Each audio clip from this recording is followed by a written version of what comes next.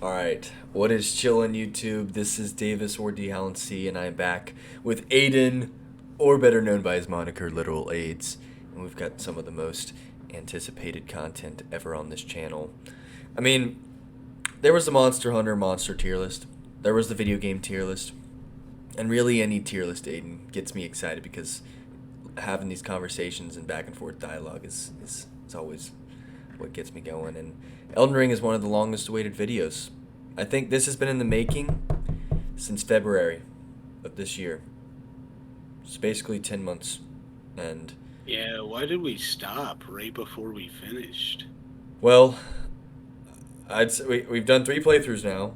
The first one, I stopped at Millennia, you stopped at Millennia. I think we just went to Strangers of Paradise to take a break from Elden Ring, and then we never went back. God, there is no way we gave up finishing the game for Yeah, Strangers we of did. And it was Paradise. worth it. It was Oh worth my it. So worth it. It was And then we not tried worth to it. pick up the co-op playthrough, which was a experience and a half, and That was much later. we got to Millennia. Yeah, that was in the summer, and then we got to Millennia, and we basically stopped playing for a couple of weeks. And when we got back on, our save files got corrupted. And then we just did this last playthrough, and we finally beat the game, and we're on Millennia right now. But we are just going to ignore her for a second. So we've got this tier list here, and what else is there to really say? And correct me if I'm leading the blind here, but we are once again going to be doing a collab tier list where we average out our rankings to balance out delusional takes. Is that correct? Yes, but we get one where we definitively get to say where it is. Okay, No one. input from the other person. Just one? Yeah, just one. Okay. What if it's two and you get one veto? No. Just one. I like two and one veto though. No, There's a lot of no, bosses. no. There's a lot of bosses. No, but there were a lot of we did this on the last Elden Ring boss tier list. We did this on the last one and the Monster Hunter tier list. Okay. Okay. Um. So yeah, this is the subjectively objective definitive tier list. We are not ranking these bosses solely based on what the community's saying, what voice critical and content creators are saying, and everything else. We may take a little bit of an amalgamation of those sources, but we're not actually going to be doing that. And so I've got my experiences, and I've played these bosses all 3 times, and each time I've faced every single boss about 3 times. It's been a different journey, so I've got a lot of opinions on this game. Yeah. Me too. So I do as well. Are we starting with? Wait, let me just pull up the tier list here. We're starting with the first one. So we've got SS at the top, all the way down to Maidenless, of course. Look at how awful your color scale is versus. So. Holy shit. Yeah, it's crazy. So. Deep sea blue, but. Are we doing alphabetical? Or are we doing based on location and area? What are we doing here? Just in order of the list. Okay, Abductor Virgin. So, I already pulled this one up in case we were gonna. This is a C tier boss fight. Hey everyone, Sweet Johnny Cage here. The scenic patches is not a requirement. I would say that's all you have to say on it. No. In my opinion, it is. I'm gathering the thoughts. I'm gonna say the way to get to them is super cool. Mm-hmm. That you die to the one of them and then you get teleported over there, but the boss fight itself is actually fucking awful, especially when you're under leveled and these guys are just gangbanging you as you see there, and those guys aren't fun to fight solo, and it's just a double battle as well. It's pretty lackluster. I would say their names certainly stand out. That's for sure. Yes. Okay. Maybe it's a B. To touch on and compliment what you said. Yes, I agree. The how to get there and sort of how they eat you and then you get sent to Volcano Manor to fight these guys. I think that's a super cool concept. The 2-on-1 is annoying, and if it wasn't for when they grab you and you basically have to spam buttons, otherwise they one shot you. If it wasn't for that one move, I feel like it would actually be a pretty decent 2v1. I think it's pretty balanced, but it has that one move, and you got the like hitbox. How do you ever get hit by that move? Sometimes you just do a bad roll or I don't know, just bad hitboxes. So, anyways, I would say it's probably a B tier fight. I'm down to go with B because it's also not a smaller type fight. Like, yeah, it was a significant part of the story. But B is like average. I don't think they're average. I think they're below average. I think B is below average. A is average to me. No, because A is above average. Okay, well, B or C, it doesn't matter. We'll go C, because also at the same time, I don't ever hop in that fight wanting to fight it. Yeah, like exactly. So Adon, I'll take this one because Aiden, Thief of Fire. I'll take this one. This Okay, guy, go ahead, he's an absolute pushover. I mean, Aiden, not even the proper way to spell it. Aidan is the proper way to spell it. Mm-hmm. And I mean, if you can avoid his explosive fireballs, which is really easy, he's kind of just like getting chewed up all the time. My thoughts on Aiden are, I don't really remember playing him in my first 2 playthroughs, and if I did, it would have been my first one when I smoked him in a bleed build, so it wouldn't have been memorable. But when I faced him my third one, he was actually a tough opponent because he had a very kind of fun moveset.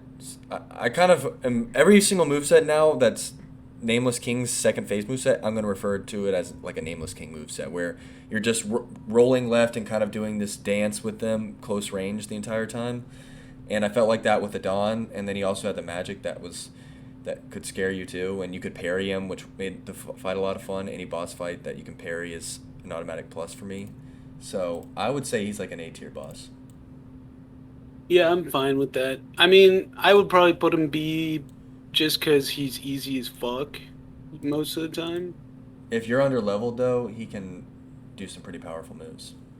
Yeah, he definitely hits pretty hard, but his moves are super easy to dodge.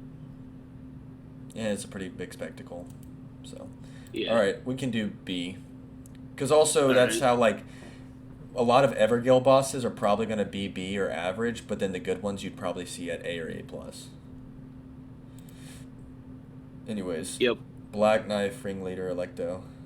I'd say A+. What does he drop? He gives you the Ash of War, the Black Knife Ash of War. But he's basically like a regular Black Knife, but he also spams the Black Knife Dagger. The Black Knife special move. Yeah, I remember him. You can also parry him. I think if you parry him 3 or 4 times with my build, you one-shot him. I did like the fight because he had a lot. His movement was like Dancer of the Boreal Valley, where his body just kind of has this flow to it, and it's like just fun to witness. I love and then he spams these moves. Yeah, that's like Malekith's. It's like Malekith's blade. Yeah. Yeah, I love the movement of the Black Knife. And like, if you're under leveled, like look at this moveset. He's so sporadic. He's like a more jumpy Margit right here. He's just got these weird ass moves. We were under leveled when we did the Ronnie questline the first playthrough, and when we got here, this guy was like 1 to 2 shotting me. Yeah. Yeah, that move one shot me every time. And he's got the Black Knife OP effects. So I'd say like if he's a tough fight, especially if you're under level, and he's a good fight because you can learn, like you can get good with him. And if you parry, you not like it's not like any of his moves are annoying either. It's like they're fair. It's like Gale. He's kind of like Gale, where he's got that aggression between close range. Except not on that scale. Yeah, not on the scale. Okay, so I would say A+ as like one of the better Evergale fights. Yep. Probably Ancestor Spirit. So is that the weaker one or the stronger one? That's the weak one, I'm pretty sure. I think the other one is like Spirit something. Ancestor Spirit. Regal Ancestor Spirit is the stronger one. Oh, okay.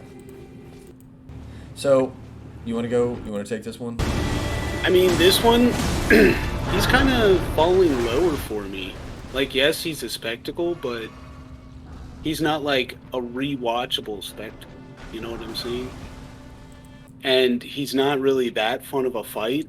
I mean, the second deer has a lot more going for it, so I'd say like B, maybe A. I'd say B. Because he kind of. I honestly enjoyed Adon more than Ancestor Spirit. Ancestor Spirit always will have the music. I think it's got one of the Yep. better music or soundtracks in the game. It's just soothing as opposed to a lot of the other soundtracks you hear in the game. And the visuals are also cool. It's like you're in this underwater or underground kind of deer cave, and it's like blue lights and like this greenish hue. He's got this one attack right here that can. Most of the time, like I remember first playthrough, I probably spent 45 minutes to an hour just because I wasn't too good at the game and his moves had weird timings. But on my other playthroughs, he was pretty easy, especially in this third playthrough with the dagger. Like I really enjoyed it honestly because it was very simple. His moveset was simple, but it also just made the boss pretty easy and like kind of a training session. Yeah. So I would say B tier, like just a Yep. average. Okay, Ancient Dragon Land CX. This is the one you meet in the Altus Plateau. He comes out of the sky. Yeah. Thoughts? I honestly like the dragon fights. They wield Yeah, like one, melee weapons made of lightning. I like those dragons better than like Madeir, honestly. Like if you don't fight him on a horse and you just want to fight him like face to face, you can do that. Yeah. I would say he's probably an A plus boss in this game. For me, dragons are hard to really rate highly, even though they're all kind of on the same Well, level. I would say A, not A Oh, plus. okay. I'd say A then. I agree, because he's got these like lightning attacks, and some of them can be deadly. But I don't really like the area that you're fighting him in. I don't like that his music wasn't special. His attacks His music was good. it wasn't special though. It was just like serviceable, and I Yes. and I do Glaive think move was yeah, sick. that was a cool move. And his whatever you get from him, I forget what it's called. Like not the Ash of War, but the And he spell. does melee moves instead of just breathing fire all the time. It's so Yeah, so but much better. I don't know. I beat him in like 2 or 3 tries in this third Well, yeah, playthrough. that's because you came back to him after beating Morgoth. Remember, you were in the consecrated snowfield when you came Well, back here to fight either him. way, I think that he's like a good fight. He's not an overly tough fight, and I'd also put him in A as like just a good dragon, but not Yeah, one of the I best. would too. Ancient Hero of Zamor. Ooh, I liked him a lot. I liked him a lot too.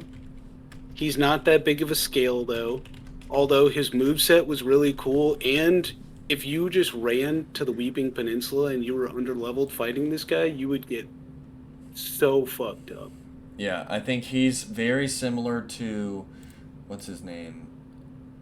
Electo, Black Knife Yeah. Ringleader, where he's just got these Margit type weird esque flow and variation to him, so it's kind of hard to keep reading With him. the frostbite too, Yeah, like he has some insane frostbite moves.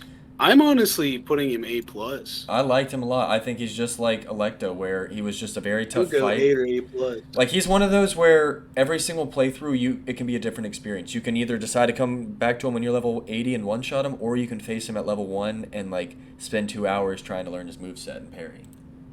Yeah. So I really liked him just like Electo, Ancient Years and More. Estelle now took Yep. one of the boards. So this is the one in Lake of Rot, if I'm not mistaken. This one, I love this spectacle of Estelle every time. And the secretness to getting to him or her Yeah. or whatever. But the fight, it's pretty cool as well. Not too difficult. Not that annoying. I'd say A or A plus. Yeah, I fought this boss, I think, sub-level 50, and it was tough. It took me probably half an hour or so, but I finally beat him, and I do like the arena and the visuals of his attacks. I hate this Yep. claw attack. He's kind of ugly and hideous to look at, or whatever. So it's not like a pleasing thing in that mind, or in that aspect. Yeah, I'd say what would you say? A or A plus. I'd say A plus because I guess it's a bigger boss too, and yeah. But I personally enjoy the actual mechanics and the interactions with these two than Estelle. Estelle's more of Yeah. a spectacle, but a Yep. good spectacle. Battle Mage Hughes. I can't remember him too much. He's the guy who pulled out the magic hammer, and he's the Evergale in Kaled. What? That. This. I mean, I'd say A. He has a unique moveset for a mage where he uses a magic hammer instead of Oh yeah, I remember him. uh, like spell abilities. So I'd say he's one of the better mage fights. So I'd say like A. Yeah, it looks Ish. like he's a less offensive mage fight where he's not spamming projectiles and Yeah. incantations, and he's got a mix of like you could probably parry that attack too. So I would say Yep. A. I'd say he's like probably, or would you say B? I'd say A. Yeah, A. I could give it A, like one of the better mage fights, which is hard to say. Beastman of Yeah. Farm Oswald. Okay, I'm taking this. I'm putting him at an S tier. I was gonna put him in A plus. And here's my reasoning, okay? I know people are gonna get upset at this take, but just this is why. When I think of like first tough bosses in a Dark Souls game, like when we first played the game, I think we got to Soldier of Godric, but we took care of him as like an intro boss, and then we skipped Tree Sentinel after a few tries, and we kind of stumbled across into this cave with Beastman, and I still didn't know how to lock onto And enemies. yeah, well, at this point, we This was you like didn't 11. know This was you like didn't the know how to lock onto enemies, and we couldn't even level up at this point. So we were literally like level 5. Yeah, and it was like 11 o'clock at night on the very first night that it dropped that Friday, and it was like our first Souls experience, so we were going crazy. And I spent an hour and a half on him, and it wasn't until like the last 30 minutes that I learned to lock on, and then I got really good at the fight. But I love. No, it wasn't until the last 30 minutes to where you said, "How do you keep your camera on so well on that move?" And I'm like, "Well, it does it for me. I'm just locked on." You're like, "What?" Yeah. I'm like, "Oh my god, Like dude!" when I look back at that night and that experience, it's such one of my favorites because first it was the first night ever playing a Dark Souls game or FromSoft game, but also remember that cave with the wolves? We were just so bad and underleveled that those were actually two-shotting us if you fucked around too much with the moss. And then when you go into the Yeah, boss fight, dude. like here his attacks could one or two shot you when we were fighting him, and we weren't that good at dodging or like understanding it. But I actually love fighting him because he's a very just like easy but kind of good, dance boss fight. Like Yeah. it's just that's just how I'm gonna keep labeling it. I It's a mean, dance he's boss fight. honestly the real tutorial boss fight. Yeah, and 'Cause- I love pretty much every single moveset he has. They're all punishable and like you can jump on certain attacks, you can parry certain attacks, you can roll, you can just run away, like that one. I mean, there's just so many good attacks that he has, and also the final reason that's like makes him A plus tier, right? Because he's also not super big of a challenge when you get better at the game. But the Yeah. reason why he's S and he's pushed up there is because of the lore and the fact that he's considered like an NPC in Farum Azula, and maybe, well, we won't look it up, but he's considered like a normal enemy in Farum Azula, right? Like late game, you just fight them normally and you can wipe out hordes of them, but they drop down here early game and he's considered a boss in a cave. That's just so cool to me. Yep. Yep. Bell bearing hunter. Oh, I would say Also, I'm A doing left to plus? right. I'm doing left to right, like on every single tier. I'm that specific. I'm not really ordering in the tier. Well, on some tiers I will, or like some areas. What'd you say? For I would Bel-Air? say A plus because I would put the real guy at S. Who's the real guy? The what is his name? Elimer? Yeah, Elmer Oh. of the Briar. Yeah, so I think one, it's cool that there's multiple ones that spawn, in a good way because, again, I'm gonna keep labeling it this way. Wait, bell bearing hunter. I'm gonna keep putting it this way, where he's just a dance boss fight. He's very much like Gale, where he's just towering over you as a bigger man, and you just He's have to. not. He's really not though. He's He's got this wicked weapon that's got this art that will launch a saw at you if you're too far away, and it does a double hit combo, sometimes a triple hit combo to like mix you up. Close range. I don't know. He's just really cool. I think he's like his. There's not really anything like him in any other Souls game. Yeah, I like the fact that there's conditions to fighting him. He drops good items. He's a fun fight. He's just like look, he's got so many different moves to get used to, but like that move, I mean, That move, yeah, that's cool. If only his special, or not his special, his strong attacks did that. so I would say A plus. I really like fighting him. And when I fought him right here at this location, for some reason he was so good. He was impossible to beat. All right, Black Blade Kindred. So I guess both of y'all finally beat the game. No, Yeah. Oh no. Yeah. we're still on Millennia. Yeah, we're just doing the tier list. We've decided we're gonna fix the vibes by doing a tier list instead. All right, Aiden, Take Black a break Blade. from the ass beating my asshole is about. Black Blade. What?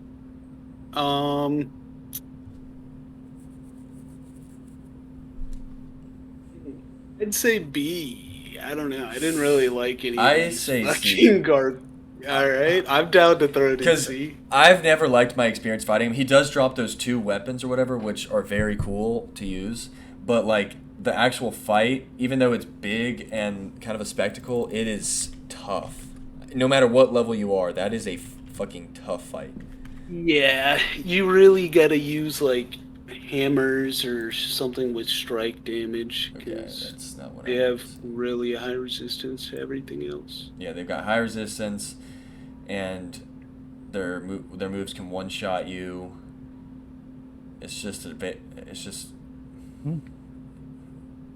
It's a stressful fight too. Yeah. See, Black Knife Assassin. Fuck that guy. This is the guy outside of the Yeah. hero's grave. He in drops Memphis. the Black Knife weapon, which is one of my favorite daggers. God, I would say A plus as well, along with Electo, because he's pretty much exactly the same as Electo. Here's, Or wait, what? Oh, this is the guy who turns invisible. Yeah, there's a cave. This is the cave one, which is even better. Like this one is certified A plus because one, he's got a good moveset, but also the invisibility part. Like that's just such a gimmick that's hilarious when you fight him. Yeah. Like especially the first time we fought him, we were so bad at the game, and it took us like 10, 20 tries. I had the great Very sword and I couldn't unique. punish him. It's very unique. It's special for a cave fight like this to have that. And yeah, it was scary as shit too when you fought him sometimes. So I'd put him A plus. I thought he was good, and I'd actually say he's better than all of them so far. And I'd put Bell Bearing right up here. Yeah, I'd put him A plus. Actually, I'd put Bell Bearing like that. I don't know. Bloodhound Knights. He's another one. Another one. Yeah, just I'd like say these. A plus. Bloodhound Knights. When you first fought this guy, like low level in Limgrave, he was kind of tough, but once you learned his moveset, he was pretty good. Kind of like a dance, as you would say. Yeah, he's got a long reach with that sword. The Bloodhound Fang too is such a cool weapon. Like the way that it has that retracement after you do an attack. I thought that was so innovative. You know that's in Dark Souls 3, right? Oh, really? That's where that came from. Yeah, I think that's just such an interesting idea to do. And it's very safe in PvP. Like, it's just an all-around good weapon on PvE or PvP. His moveset, so sporadic and very much like the other A-plus tier boss fights. Yeah. I mean, I didn't think we'd be starting so strong with the A pluses. I know. Bowls carry Knight. I think his lore is pretty interesting. Like how we meet. Isn't he the one that we meet up at the front? No. Oh, never mind. This is the Evergale. Well, I know he's the Evergale, but like, isn't he the guy that does our... No. He's not the Smith. Oh, okay. Yeah, he's just a troll. Nothing really different. Yeah, from that. I'd say B. I'd say B And too. he's not that hard to kill ever. Like you could be low leveled and still do well against him. I'd say B. His music isn't as good as the others too. I'd say lower on the B. Borealis, the freezing fog. This is the one that goes invisible into the ice mist. This is in. I'd say A. On top This of is the one of the giants. better dragon fights, more unique. It is better. It's more difficult and stressful of a boss fight. And Yeah. I'd say Yep. Yep. A. But I put Cemetery Shade? Dude, this guy, he takes like 2 hits to kill, but he can kill you in literally 2 seconds. He can kill you anytime he wants to. His design is so fascinating. Just this black shadow that's sneaking around this cave, and and it can be a little daunting. But I don't know. He's I think pretty easy to kill. You can parry him too. I think his Yeah. weapons look insane. But look at that! Like when he pops off, he actually one-shots you. He's got some range to him too. You can get in your face fast. But I'd say A. I'd say A, because he's not on the same level as these three. He's a little bit easier, and you can parry him in BOP, but Yeah, but he's still. he's different. not like a normal dungeon boss. And I'm putting him above Borealis because I just like him above dragon fights. Yeah. Clean Rod Duo. This is the one in the Kaled cave where you get the golden scarab. Yeah. I'd say B. Fucking dual fight, clean rot, scarlet rot everywhere. Fuck that. I'm throwing it in C. I fucking hate scarlet rot so much. And I know Davis is gonna have some opinions on the dragonkin variety of that. Oh my god, I can't wait to Later talk about on. that guy. Wait, okay, so you said B or C? I said C. I think, well, It has Scarlet Rod. It's a duo fight. They're not even that hard. They do give you a good item. I would say B tier because even though it's a 2v1, it's not. I still think it's a pretty well done 2v1 since it's not overly difficult. The rod is the only annoying it's part. just not hard. It's just annoying. And the cave to get to them, it's actually appalling. So, You're going through Scarlet Rod the entire time. I guess we could do C. You said C, right? Yeah. Okay, Clean Rot Knight. Clean that's Rot a Knight. boss. This guy. That's a Yeah, this boss? guy's. Like dungeon. It's like all poison. Literally all poison. I remember him. Fuck this guy too. Like actually, fuck these caves that are all just poison. I would say this is a B tier fight, B or C. Yeah. You can I'd parry. say B as well. You can parry, but he's got Scarlet Rot. I wouldn't want to fight this guy for more than 20 minutes, but he's not super annoying. I would say B. Alright. Commander Nile. This guy's saying Niall. Commander Nile. Oh man. Are you using your thing to guarantee SS here? I'm saying SS. What are you saying? And then you talk to me. God, I'm just thinking like A plus 0.9. or something like that. You said A plus? Yeah. I'm down to put him in S. I don't think Alright. because he's not as big of a spectacle as like some of these other SS, but for me he's an SS, and I will say why is I've spent a lot of time on him. First playthrough I probably spent like 3 hours, maybe 4 on him. Second playthrough it was even more difficult. I can't remember how long it took us, but it was a long time. And then this last playthrough I probably spent maybe an hour. It was actually a lot easier than I thought. And I just love this boss fight because the Castle Soul is one of the best castles in the game. It's just so difficult, and like the soldiers are OP. Learning like that 2v1 against his clones in the beginning is annoying. Dude, the fucking dual sword knight guy goes insane. It's so They- they are good, and You I can't know. like There's pairing no is reason that guy should be able to one-shot me. There's no reason. pairing is risky in it. I think you should be allowed to. I think summoning is okay there, just to like get rid of them, and then you 1v1 Yeah. him. But also, when I did my first playthrough, I finally kind of mastered that, and it was a lot of fun because I learned perfectly how to punish and like play the boss fight. And then when you're fighting Nile, it's just one of the better fights to me. I think it's one of the better. And the final moments of the Niall fight Yeah. where you clutched up at the perfect time. Yeah, like I think Nile is just one of the better just 1v1 fights once you get rid of his clones.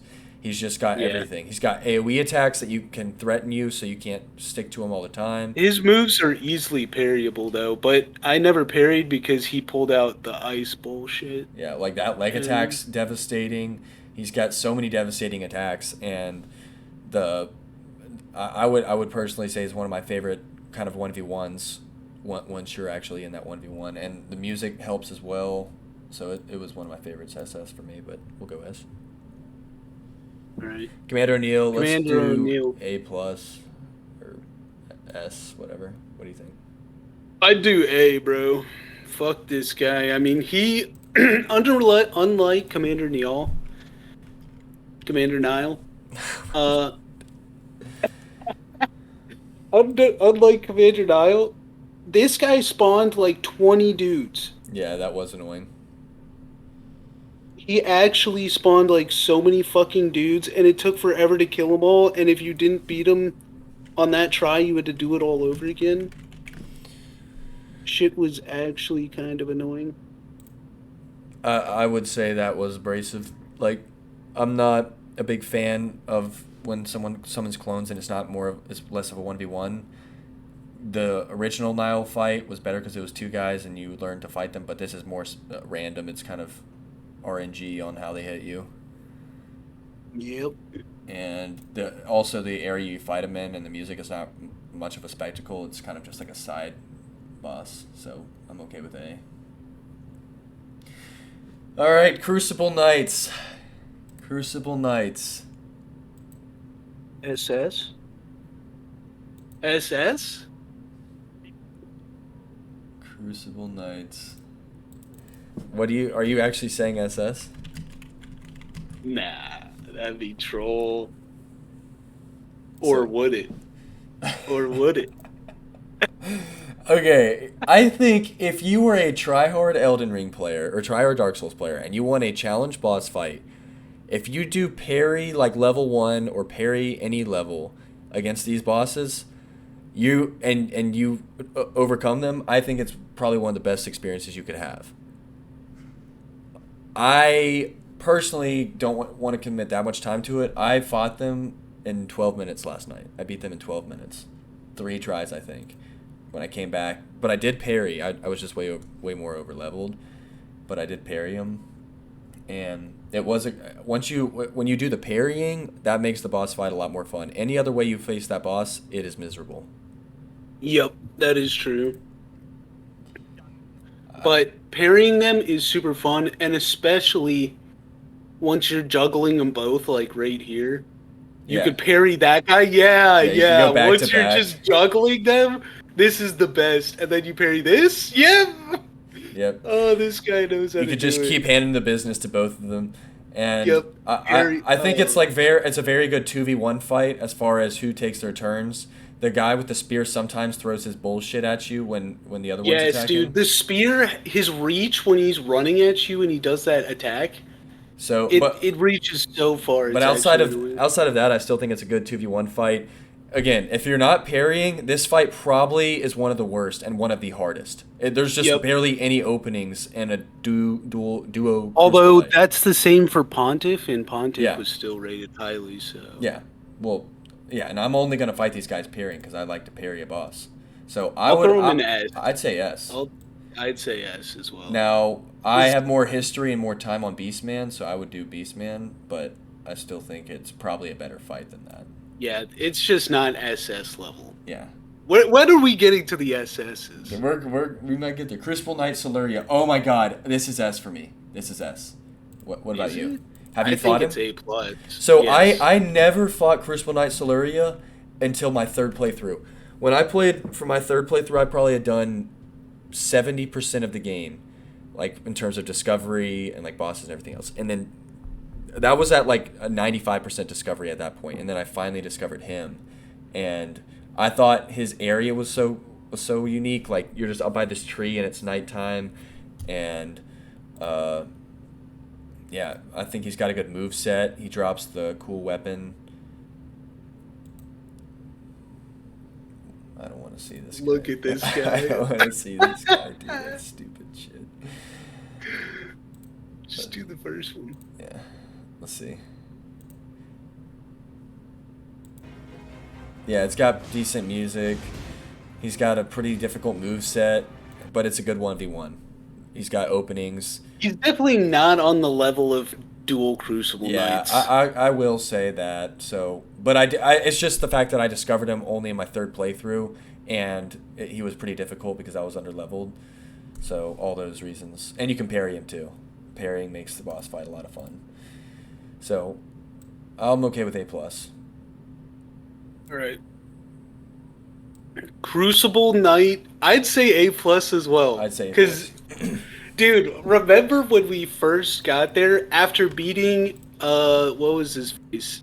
Beastman of Fair Missoula? Mm-hmm.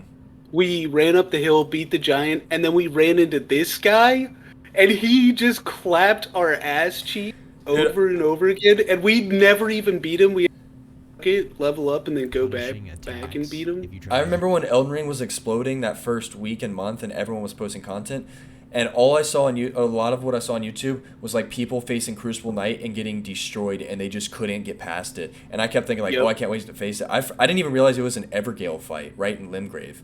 Yep, it's one of the first ones too, and it's literally the hardest one. Yeah, the craziest thing is like depending on what level you fight him at, your opinion on this guy and your experience is going to change. Like when I first fought him, I think I was way over leveled to bleed build, so I like 3-shot him, and he never even, none of his moves were threatening. But if you face him level 1 or early level, it is one of the toughest fights, and it's still a fair fight, I think, because it's a 1v1. He's got openings, you can parry. But it's just he can't be staggered. Like if you go into this, boss thinking that like everything can be staggered, and you go and hit this guy like 5 times as he charges up his move, and then he one-shots you because he's not getting staggered. He's such a spectacle for an Evergale boss fight. He's well balanced. He's a menace. He's a menace. High pressure. He teaches you early on that you can't heal, or he'll punish you. And that you need to parry. Yeah, he teaches you how to parry. He's got 3 different phases. This one where he dives at you, the one where he does a double tail whip at the very end, which is cool. The second phase is even harder because he'll throw that fucking tail whip behind any of his combos, so you don't even know if you can go in and attack because. It's just fucking random. That tail whip right there. Yeah, that shit. Oh my god. Yeet, yeet. Like he'll just throw that in whenever. So I still think he's a great boss fight, and I'm leaning on S, but I'll stay A+. I am too, because if you're looking at like what's the best Crucible Knight fight, is it better than Duo? I think these two are tied. Yeah, because I think they're just different. I think they're just different, but they're on the same level. Yeah. Because one's a duo and it's way more parry, and this is like, yeah, Crystalline duo. See. Yeah, no need to even look it up. It's a gimmick. You finally break their crystal. Don't even waste your breath on these guys. Come on. They're just an easy. This guy C as well. Yep. Let's keep moving. Crystallian. I guess we'll go C as well. Just like Deathray Bird all right. the mountaintops of the giants. I'm using my thing and I'm putting him in SS. What? Yes, dude. You're using your thing this early? This early? Aiden. Okay, wait. I just need to look. Boy. Obby, can you believe that? I just need to look. Obby's here? Yeah. Holy shit! When did you get here, dog? He's been here. I feel like you literally responded to something I did. Said. Yeah, you did. I did? Yeah. Oh. Anyways, Are you sure you want to use SS tier on this, man? Like, really? Dude, just let me see. Because also, I don't have like a super bad opinion. I would have probably put him A+. All right, I'm fine with putting him S then. Okay. Bottom of S for me. I didn't have that first and second playthrough experience that you had where... But like, no. I was under-leveled. I faced this guy. He was super insane. He gives like frostbite, death buildup. He has the explosions with the flame on the ground everywhere. It's kind of like Moog second phase. It was just super fucking difficult. Like, I beat Nile. Jesus Christ! I beat Nile in like 2 or 3 tries and moved on. While Davis was fighting Nile, I fought this guy, and this guy took me like 7 times as long. I remember that it left such an impression on me that you struggled on him that I think I skipped him first and second playthrough. Yeah, and then third play. I was gonna say, and then Aiden made that sound disrespectful as hell. And then third playthrough, I was 100%ing the entire thing, so I went through all the Death Right birds. Like I think it was 2 days ago or yesterday, and this one he is hard. Like if you're fighting him alone with a summon, he's kind of a joke. You can just spam the Reduvias like I was. You used to summon and spammed Reduvias. Yeah, but if you fight him on like alone, 1-on-1, he does have a lot of these crazy moves that hit you hard and like also have these wild hitboxes. Just huge hitboxes. Like this move was insane. I always was like getting fucked here. So I do think he's a very cool boss fight, and S is okay for me. Deathbird is like A. Yeah. Yep. It's just God, it's like the baby version. It's just the baby version on these tiers. Yeah, I mean it's the baby version in Limgrave, and that's all. Yeah, not much to say here. Just less of a spectacle, less hard. Yeah, he looks ugly. Like he just looks like a normal enemy, like a troll. But he is pretty difficult at low level. Decaying Ezekiel's, I would say A. I don't even know what this is. What is this? This is the one I fought recently, just like yesterday. Remember, it was the... Oh, is it the Scarlet Rod Dragon? Yeah. In Caelid? Yeah. Yep. I'd say B. I'd say B. He's a dragon and he does Scarlet Rod. Fuck both of those things. Yeah, Scarlet Rod's the worst element in the game to face up against. Although they nerfed it recently and it's much better. Like it doesn't do nearly as much damage and doesn't last for as long. Yeah, I didn't really like where you fought him here. I mean, the open area in Caelid with the red sky is pretty neat, but yeah, you're still in this one. I always felt like it was better to sit on horse and hit him. Remember when we first got teleported to Caelid through the treasure chest? Yeah, my very first thing, I opened the doors to the first site, and I didn't even go straight. I ran right behind the church and went to the ruins. Yep. So I'd say B. I agree, B. I'm not a fan of it. Yep. Demi-Human Chiefs. This is on the left side of Limgrave on that like shore, and it was one of the first ones. Honestly, we did it together. I think we like summoned each other. I'd say A+. Because these guys were difficult. These guys were super difficult when we were super low leveled. Well, like, dude, we should have leveled up so much more. Well, it was just like the Beastmen of Farum Azula fight where we just weren't good at the game, so it was very difficult. But yeah, I remember we tried to summon each other and we defeated that troll above together for the first time. I'd say A+ as well. This guy is pretty good. Also, when I went back in this playthrough, you can parry them, and when you parry the fact that you can go through the boss dungeon and go up the other side to the island was pretty cool as well. Oh yeah, to the Dragon Church. Yeah. Yep. It was just memorable. I think we faced him first night, and and if you summon Istvan literally fucks them up. Like he could actually just solo both of them. Yeah. So I was a big fan of them. Demi-Human Queens. She was that one in like one of the ruins. I would say B. Yeah. Throw her maybe lower. B or lower. B or lower. I don't care. I've never had trouble with her, and she's never been, anything better. Yeah. Just not memorable.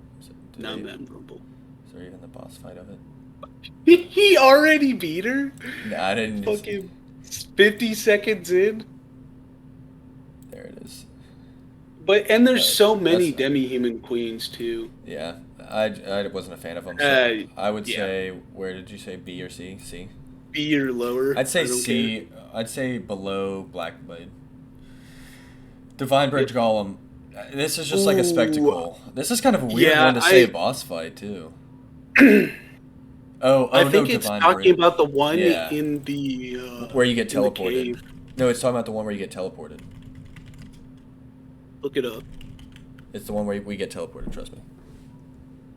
Oh yeah. This was super cool Yep. because this was another instance of us getting teleported to a cool location in the future. Where we just And- had no idea what like when you open your map for Yeah. the first time and you're way Yeah. above where you're supposed to be. And we were like going through, and we got the talisman from the chest over there, and it was like heals you slowly over time, and we thought it was the most OP shit in the game. Well, because that's what people were saying as it was. Yeah, And I remember we were like low level too. dude, and- it was so good that we hopped on when everyone else was too, so it was all new to us, and we couldn't get any spoilers.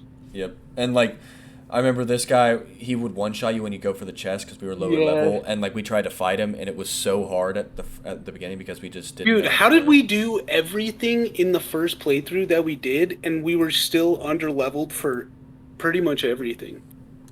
I don't know, but I would say A. What would you say? A plus. Yeah, I'd say A I'm plus down because for A+.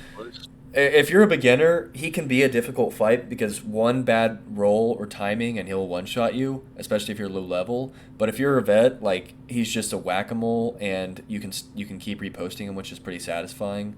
Plus he's giant and everything else. Draconic Oh, T-Sentinel. you see what I'm highlighting over here?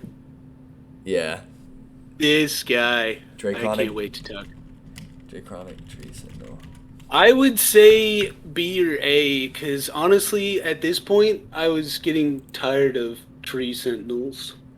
Yeah, but I gotta say, this third playthrough, I've gotten a lot better against them, so I actually like them a lot more. The first two Yeah. playthroughs, I hated them more than almost any single boss enemy, or boss enemy No, type. you hated the avatars. I know. I said almost any, but they were like one of the worst. And I'd say this last playthrough, especially like when I finally got off the horse on this specific fight, I finally You got. can jump the lightning on the horse? Oh my god. Oh, I didn't That's know that. insane. But when I finally got off the horse and just was like embarrassing her with the timings and rolling and keep poking her, and then like when I did the rot strat too, that was just such a good application of the rot, and I really liked that fight. So I'd say A plus for this one. I said like B, so we could go A. All right, we'll go A. I'm going above Deathbird though, and this. I'm going right there. Right there. All right, we're done. We're done. We're This done. guy. Dragon Kid Soldier of Noxella.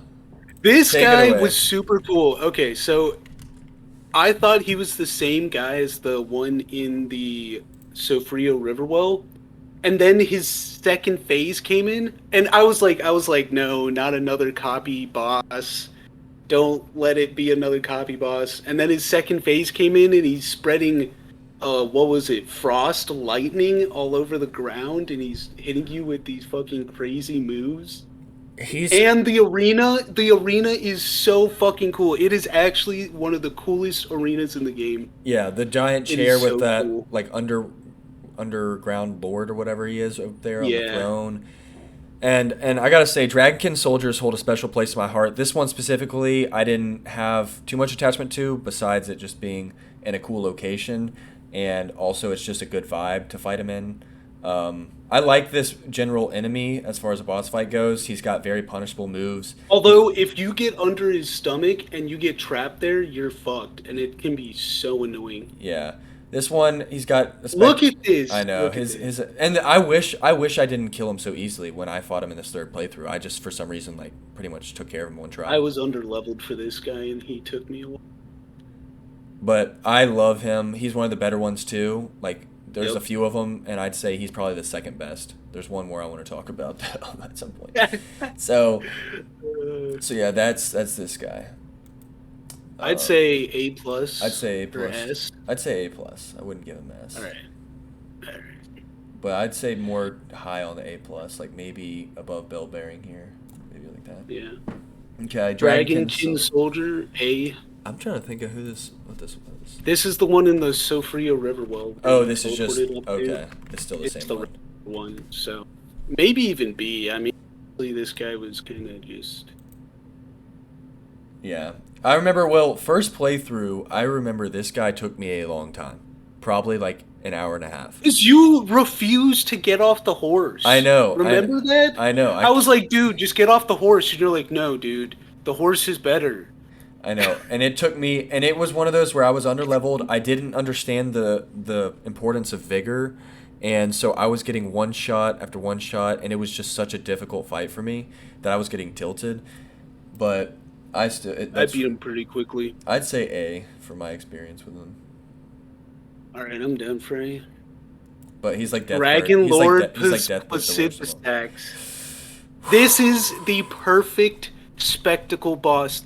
Dragon Lord Placidusax looks so cool. Everything about him is so goddamn cool. He's SS. The only bad thing, and it is a huge negative, is his run back. But other than that, everything is perfect about this guy. I love him.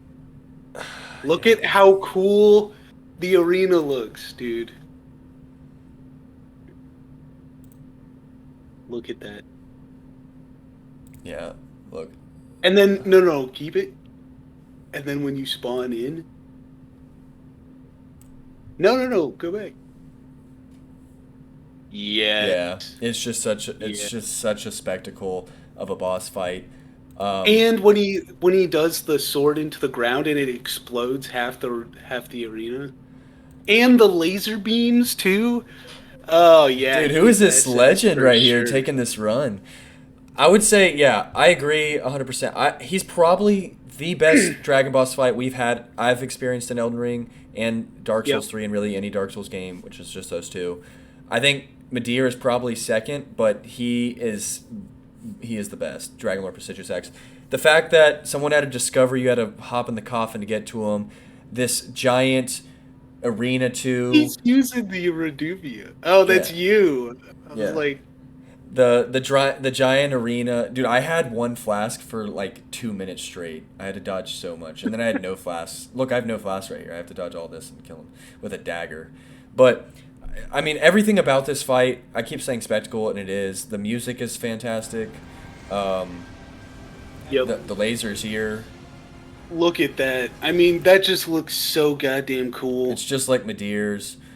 You've got the Yep. lightning going everywhere. Just like the deer. I did the same thing. And yeah, I would say SS as the first candidate. This is the first SS candidate. First SS Elden Beast. Wait. So anything else to touch on? I think we compared him to Midir before. Midir had better music, I'd say, but the actual visual effects that were going on, the interactions, the move sets of Dragon Lord is way better, and the lore too. The lore of Dragon Lord. Yep, the lore is insane too. So is this is the Elden Beast broken up at all, or is it just this one? Yeah, Radagon's lower down. Okay. somewhere. So Elden Beast then it's the same. Or wait. Maybe not. No, Maybe he not. is. I saw him.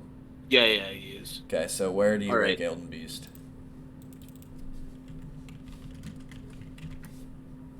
Maidenless.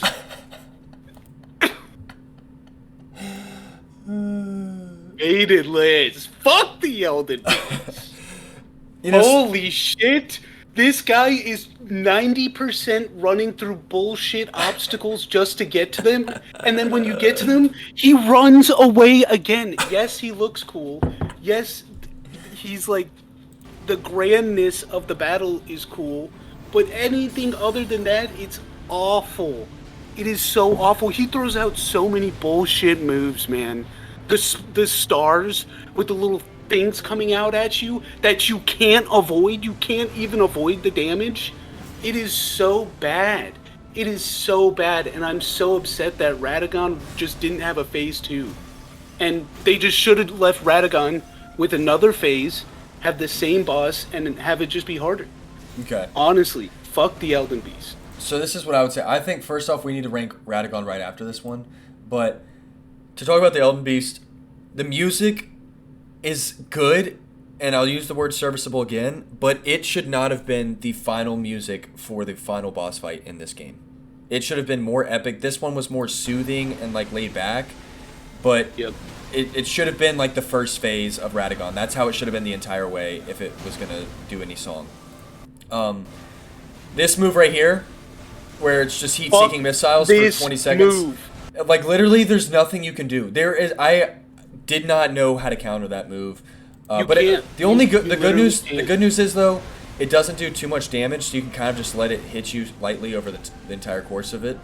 But then it explodes. Yeah, and when he does when he shoots the rings at you while those are going on, you have to dodge the rings, otherwise you die.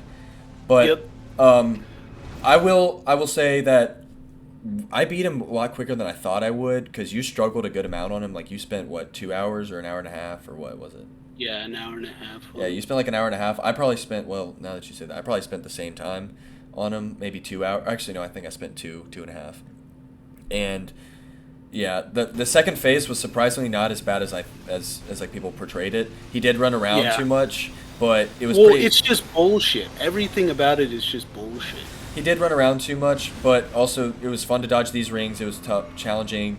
When you sliced him up with the dagger, the sound effects on his chest was satisfying. It was like the Gosharog ice claws. It just had like this sound effect right here.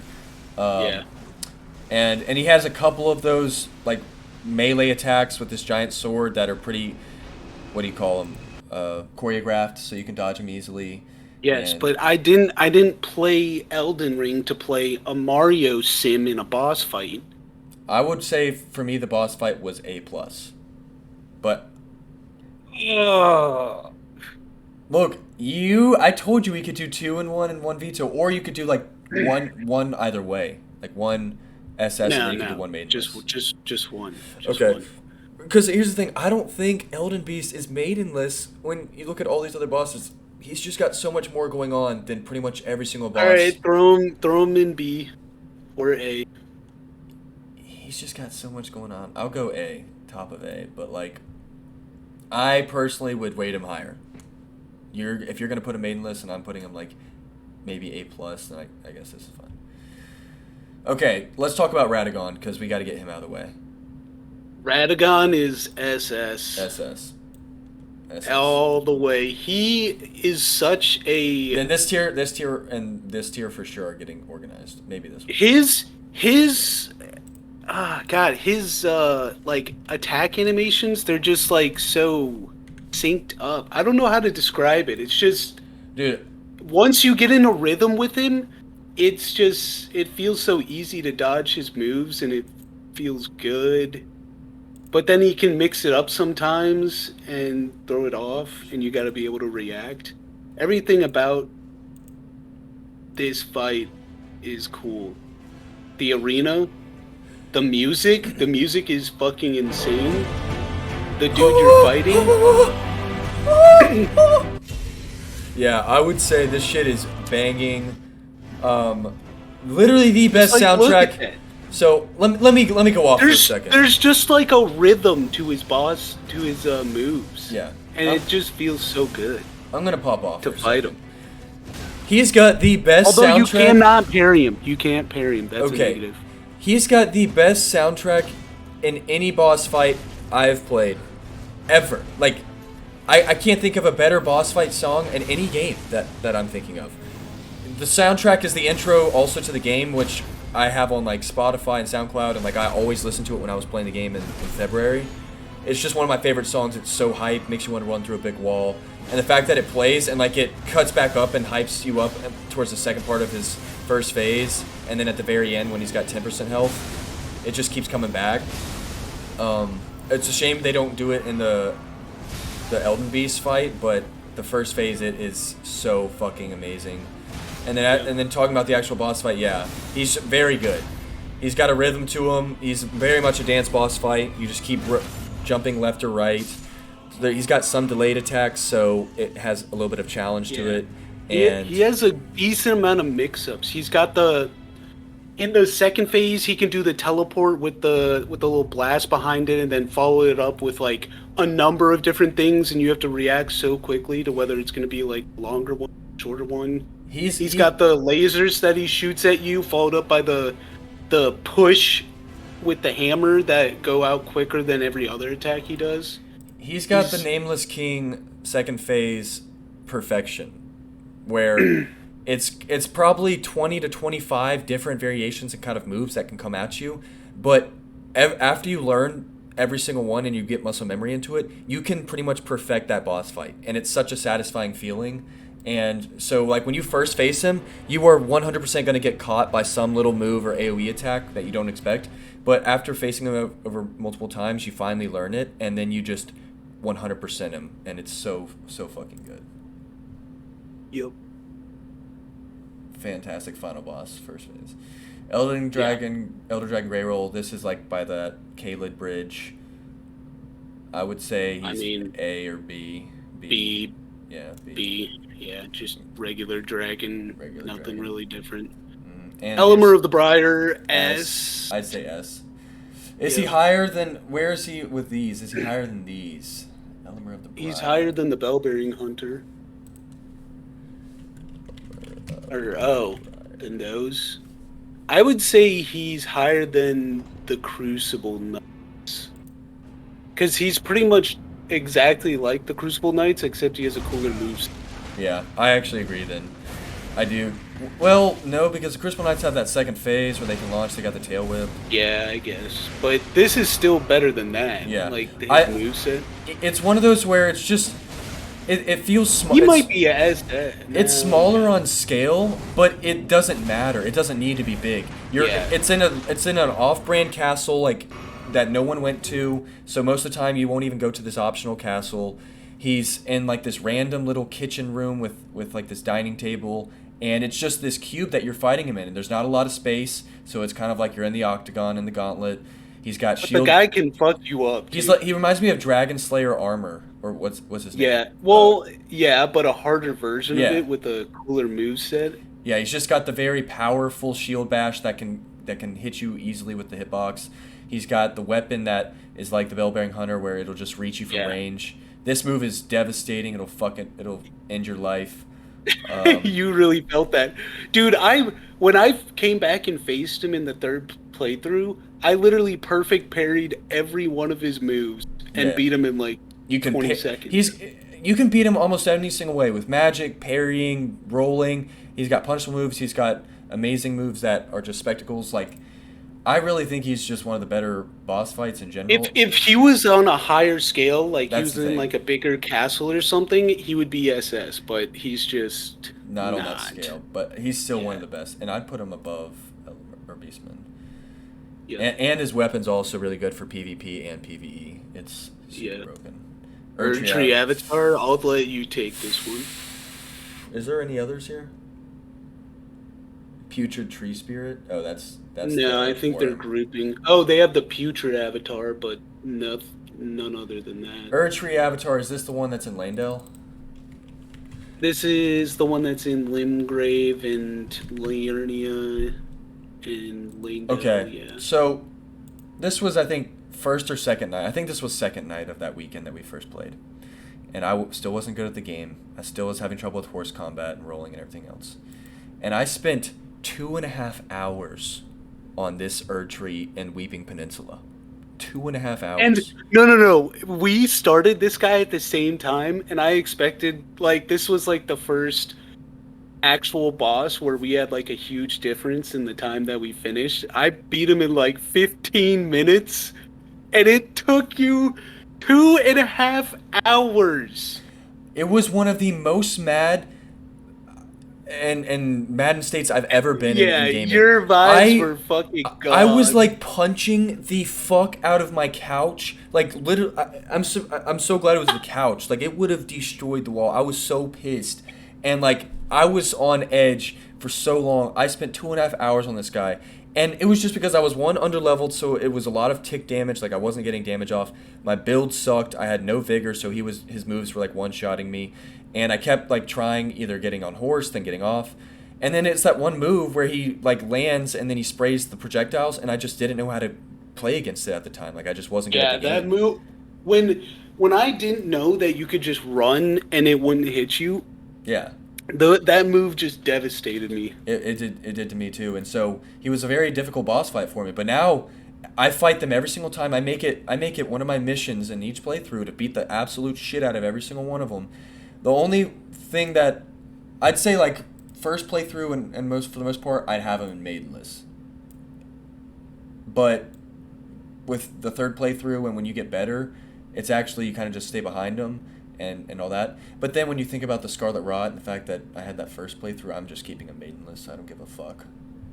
Fuck you. I would put them in C tier, so D. Okay, that's good. First D tier, deservingly. Erdtree, Burial, Watchdog plus Imps. I wasn't a fan of Erdtree. I would put them in Watchdogs. like B or C tier. Yeah, bottom C of or C. D. Bottom of C. Erdtree, Burial. I'm just not a fan of the Watchdogs. Yeah, I'm throwing them all in C. Yeah, we don't even need to look up videos on him. It's just this guard dog that like jumps in the air. He has this big sword. You can parry him, which is kind of nice, but He's just a common dungeon boss. Esgar, Priest of Blood. This is the guy who would. The lore behind him is pretty cool, where he killed his family to make a flail, and then he would.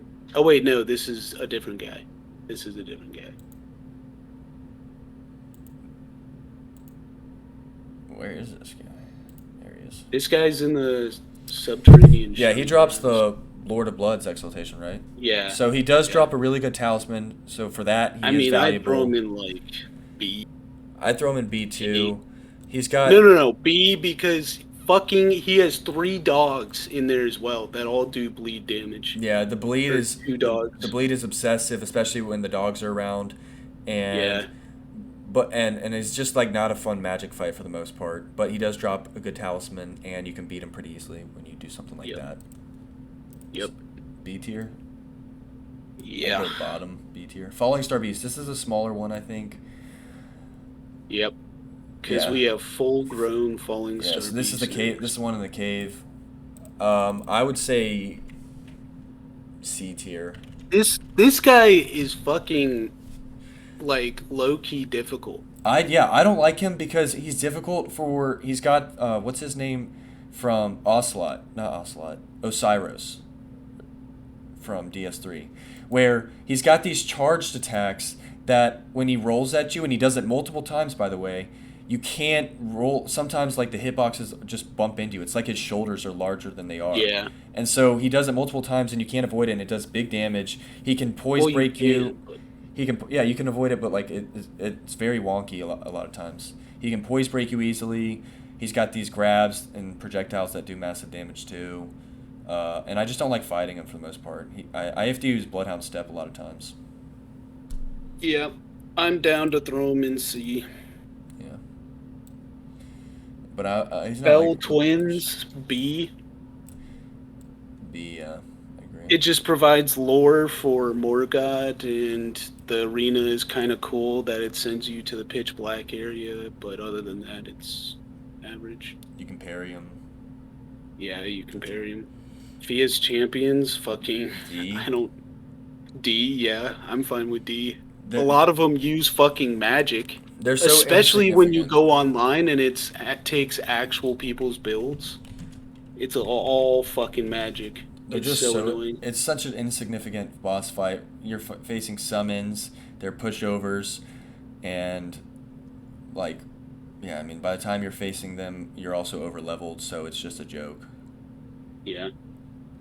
Yeah, I mean, it is cool that you have Fat Boy, Samurai, and Prisoner, but Yeah, but other than that, Fire it's pretty Giant. fun. All right, Fire Giant's gonna be controversial. I'd Okay. throw him in S. Let's go ahead and get this out of the way. Fire Giant's a spectacle boss fight. Okay? Yes. That's just what he is. He's a spectacle. I don't care which way you slice it. There may not be a gimmick weapon in it, but it's a spectacle. As a spectacle, I'd say it's S. Maybe SS. But I wouldn't really say it's as cool as Dragonlord Prestigious X. No. It's still a cool spectacle. It's probably like S plus spectacle-wise. But you don't get to see that spectacle, and everyone's already mentioned it. When you fight him, you're fighting him at his feet. So that's all you see. A lot of times you're fighting him on the horse too because it's safer. I like the difficulty of using like iframes with your horse and a lot of his big ass attack windups that can one shot you. I like that how you can kind of use that mechanic and like learn an aspect of gaming in that way. But besides that, you're just fighting his feet, breaking his ankle off, and then yeah. Yeah. He's got a cool second phase transition, one of the coolest in the game, I will say. And when he launches all the fireballs, that's also a spectacle, but he takes too long, he's got too much health, and he can be too difficult as well, I'd say. I mean, I guess I'd still put him at least A+. You say A+? I'll say A+ too. Top of A+. He is in a really cool area as well, the Erdtree in the background. He's one of the most important bosses in the game, and he's Yeah. definitely the biggest boss, so that he has that going for him. But I personally enjoyed what's his face in DS3. Who is it? Come on, big guy. That's a spectacle. Yorm. That's it. Yorm. I enjoyed Yorm more as well, but Flying Dragon. Yorm was SS. Yeah. This guy, he's in the lake in Limgrave. I mean, I'm saying A. Because Really? he's like, well, Deathbird is A, and I'd say he's better than Deathbird or on the same level as a normal Deathbird. The reason why he's A to me is because you see him so early on. He's one of the first dragon fights you experience. And so the fact that you experience him so early is very cool. I mean, I guess. And he's tough. He's tough when you first face him because you don't know how to fight dragons. His dragon fire, it will destroy you. I mean, it's not an amazing dragon boss fight, but it does its thing. I guess it's just the first one. Yeah. Frenzied Duelist. Okay. This was in the Gale Cave, which was one of those, 10% of the game that I hadn't discovered caves. And the Gale Cave is really cool with all Yeah. the prison cells and it's the got people so much exploding. going on. It's got so I know. It's such a cool cave. And this is a secret boss fight, too. You had to roll through the barrier in the corner of that room. It was like and they get to assigned them. one guy on the team to just build out this cave so that he went like all out to make it super special. And Yeah. I mean, the boss fight is really great. Like he can hit like a truck. If he gets his he can fuck you up. If he gets his 2-hit combo off and you're at a certain level in vigor and all that, you'll get one shot. You can repost him. You can do backstabs. Although I remember this guy is kind of just fucking him up. Yeah, I remember when I faced him, I finished him off with the backstab, which was super insane. Yeah. I don't was know. never doing this much damage to him. I don't know. I like him. He's got when you face him, he just feels like a heavy character. The way that his animations are, it just feels like it's a heavy hit coming your way. And Yeah. and it does pack a punch. I think he's got a pretty decent moveset. It's a little slow. And he can throw out that little bitch slap with the He can, ball. That shit hits or he like me every single time. or when he runs up and quickly like lacrosse hit checks you. Yeah, he just fucking checks your ass. I'd say A+. I'm good. Yeah, I'm throwing him in A+. I'd put him like around Bellbearing Hunter. He's just kind of that for me. Wait, who do you have in A+? Hold on. Who do you have? Me humans, Golem, Fire Giant. Fire Giant. Oh, my Fire Giant's in S for some reason. Yeah. There. I Did would I hear also. Fire Giant? I would also say Elmer. You're not back on Smite, are you, Avi? No, I'm doing homework right now. Well, would also- right now I'm doing something else, but I am doing homework. I would also say Elmer of the Briar. If he had more lore to him and like there was more build up, he could be SS for just Yeah, how well his that's- fights executed. Yep. I would Um, agree. Full grown Falling Star Beast. Fuck this pussy. Fuck this guy. D tier. I'm fine with putting him D. I Fuck know this guy. I know he's not D tier in terms of a lot of things, but just my experience with him is always It's awful. just like his hitboxes linger for so long and they're just so whack. Like, He's got you just so get much hit by tool. random shit. Yeah, he's just Yeah. got so many tools. He's like one of those characters where you're just gonna take damage, and one of his And moves. he's resistant to physical damage too, so Yeah. it's kind of fucked. Like, He's a- look at how much damage he's doing to him. He's tanky as hell, and he's a long boss fight. He does drop good weapons. And like this kind of area that you're fighting with this crater is, I guess, a interesting concept. Look but at the damage, dude. I've only beaten him one time. It was his third playthrough. I had And that's trouble. all the times that I need Yeah, to that's all be the times I need to beat satisfied him. with this. Yeah. He has a lot going for him, and if you look up the lore on him and kind of like the design, it's pretty interesting to learn. But I never Yeah, was a fan but of him. I'd fuck that. say D. We still don't have a maiden list though. Damn, I don't know if if we will. We'll have to see. Because honestly, so many have gotten better. Dude, I don't even think we'll have a maiden list. We may have to move some to maiden lists and be more We may. ruthless.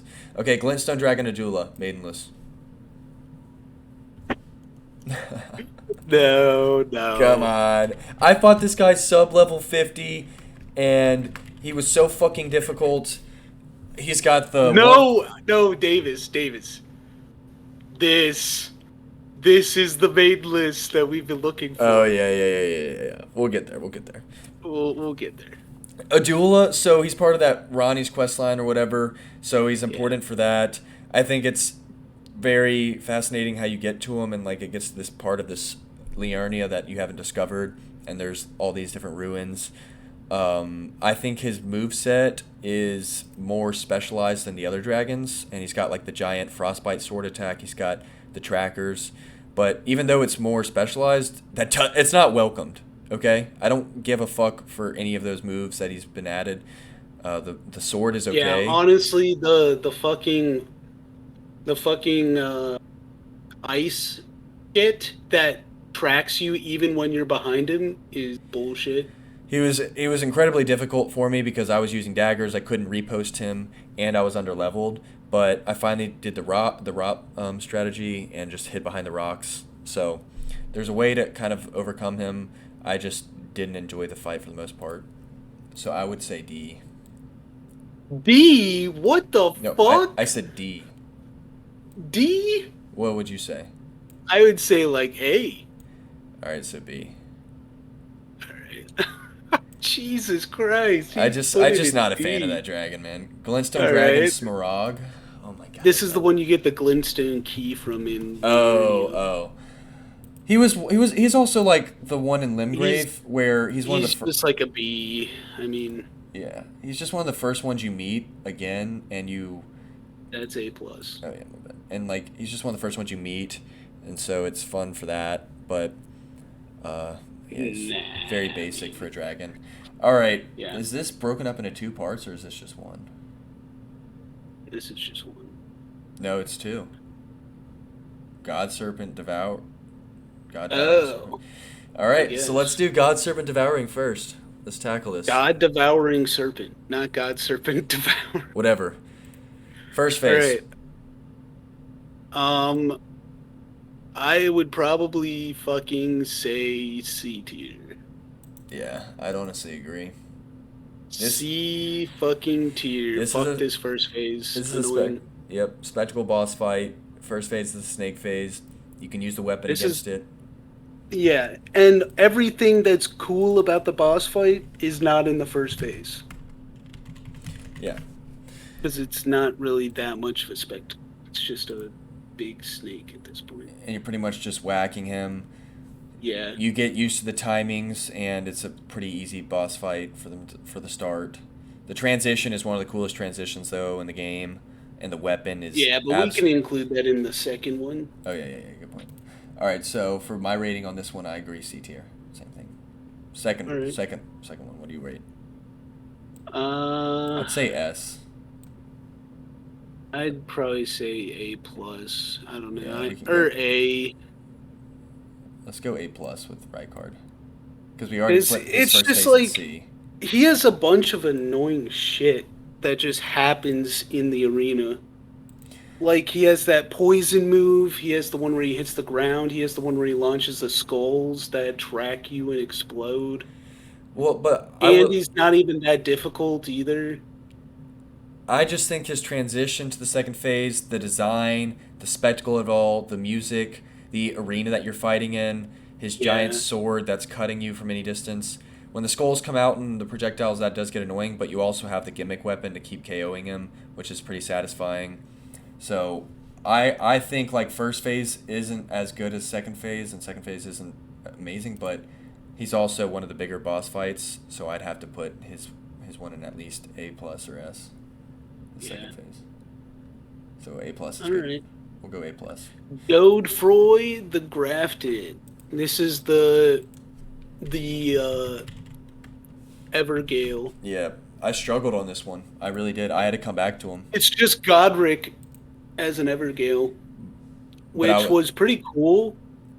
And it was nice to be able to fight Godric again because he was such a cool boss. Yeah, Godric's got great so mechanics. I'd give him an A plus. I'd give him an A. I think he's pretty similar to Godric, pretty much the same. And we need to put Deathbird lower. Yeah, we do. I was looking at that. Let's put it B. Yeah. I'd say Godfroy is A. I think that his moveset is just like Godric's, and that's a good one. It's just competitive, keeps you on your toes. Can depending on like where you're placing your position, it'll come out that move that you can punish. Yes, or the other one. positioning is huge. And this is the first boss where you could like position close to have the easily punishable move, it's also and then position far away to get the hard dodge move.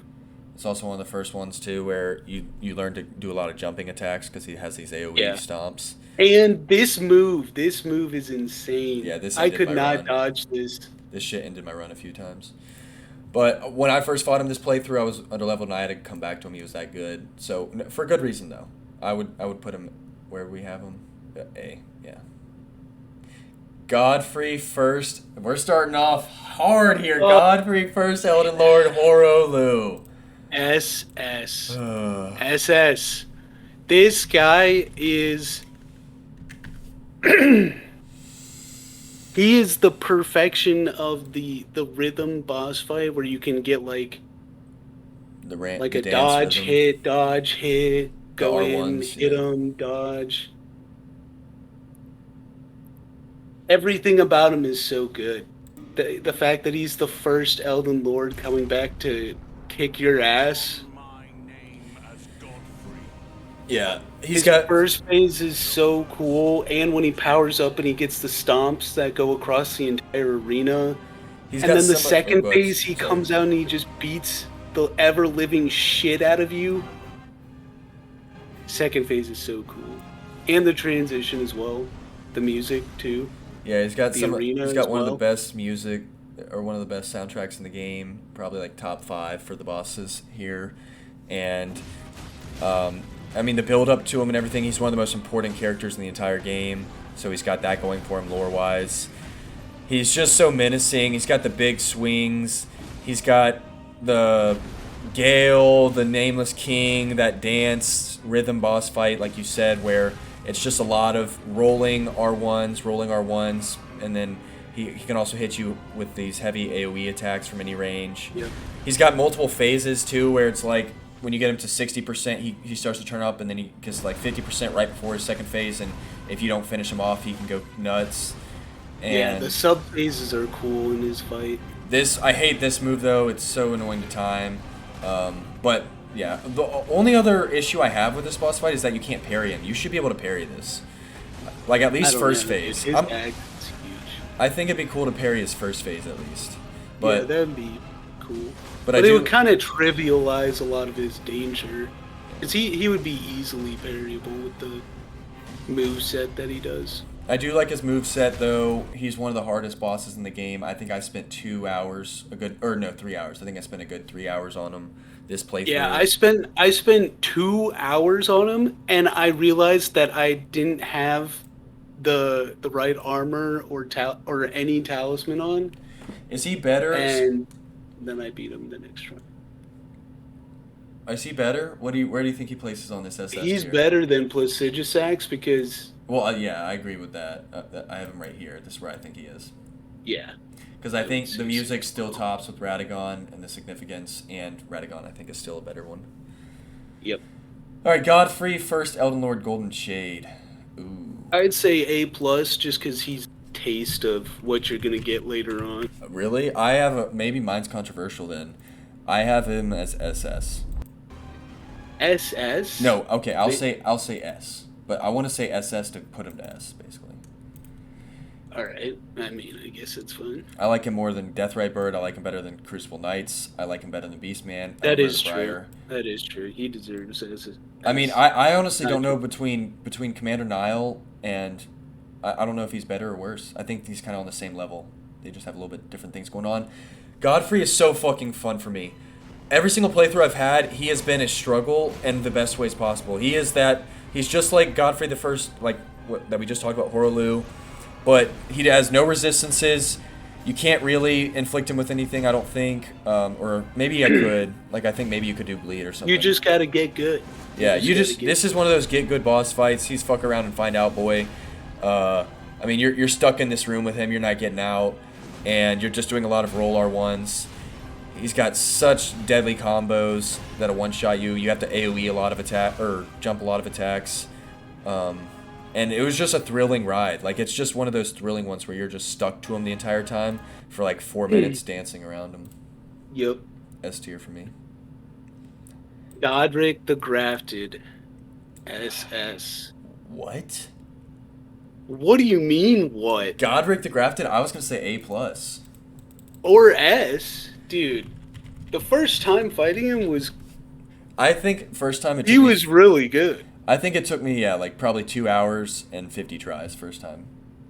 But, okay, I'll start by talking about his good things. He's got the second phase transition, which is one of the more, I would say fascinating again. It's just one And of those. he looks cool. Arena's cool, how it's like a little pathway that has like graves on either side and then it falls off. And I like Margit's arena better. I like other arenas better. It's not one of my favorites. I like Nile's better. I don't know, and he's just so cool. I do like his mechanics and the variability in each run, depending on like where your position is and just whether he mixes you up with extending combos. He can be difficult if you're just now beginning. He holds his swings forever, but then sometimes he can do like a little quick jab.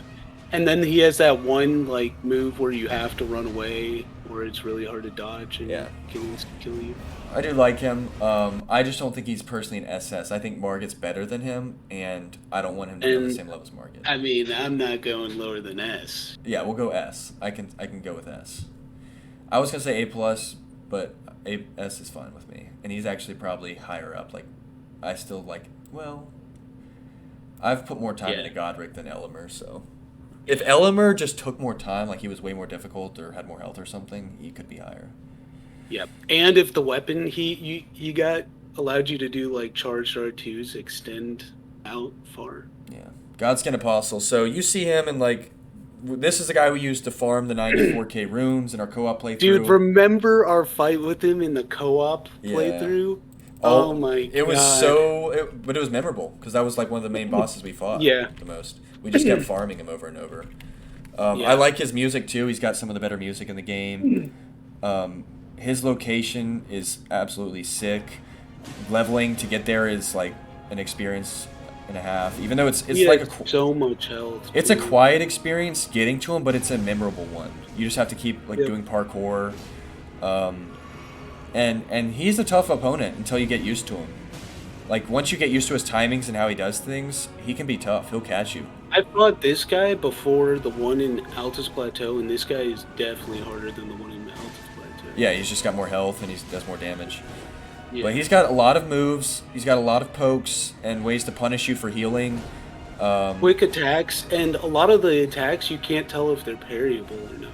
Also, he's a boss that you can parry, but only after two parries, which is amazing because it makes it harder but also doable.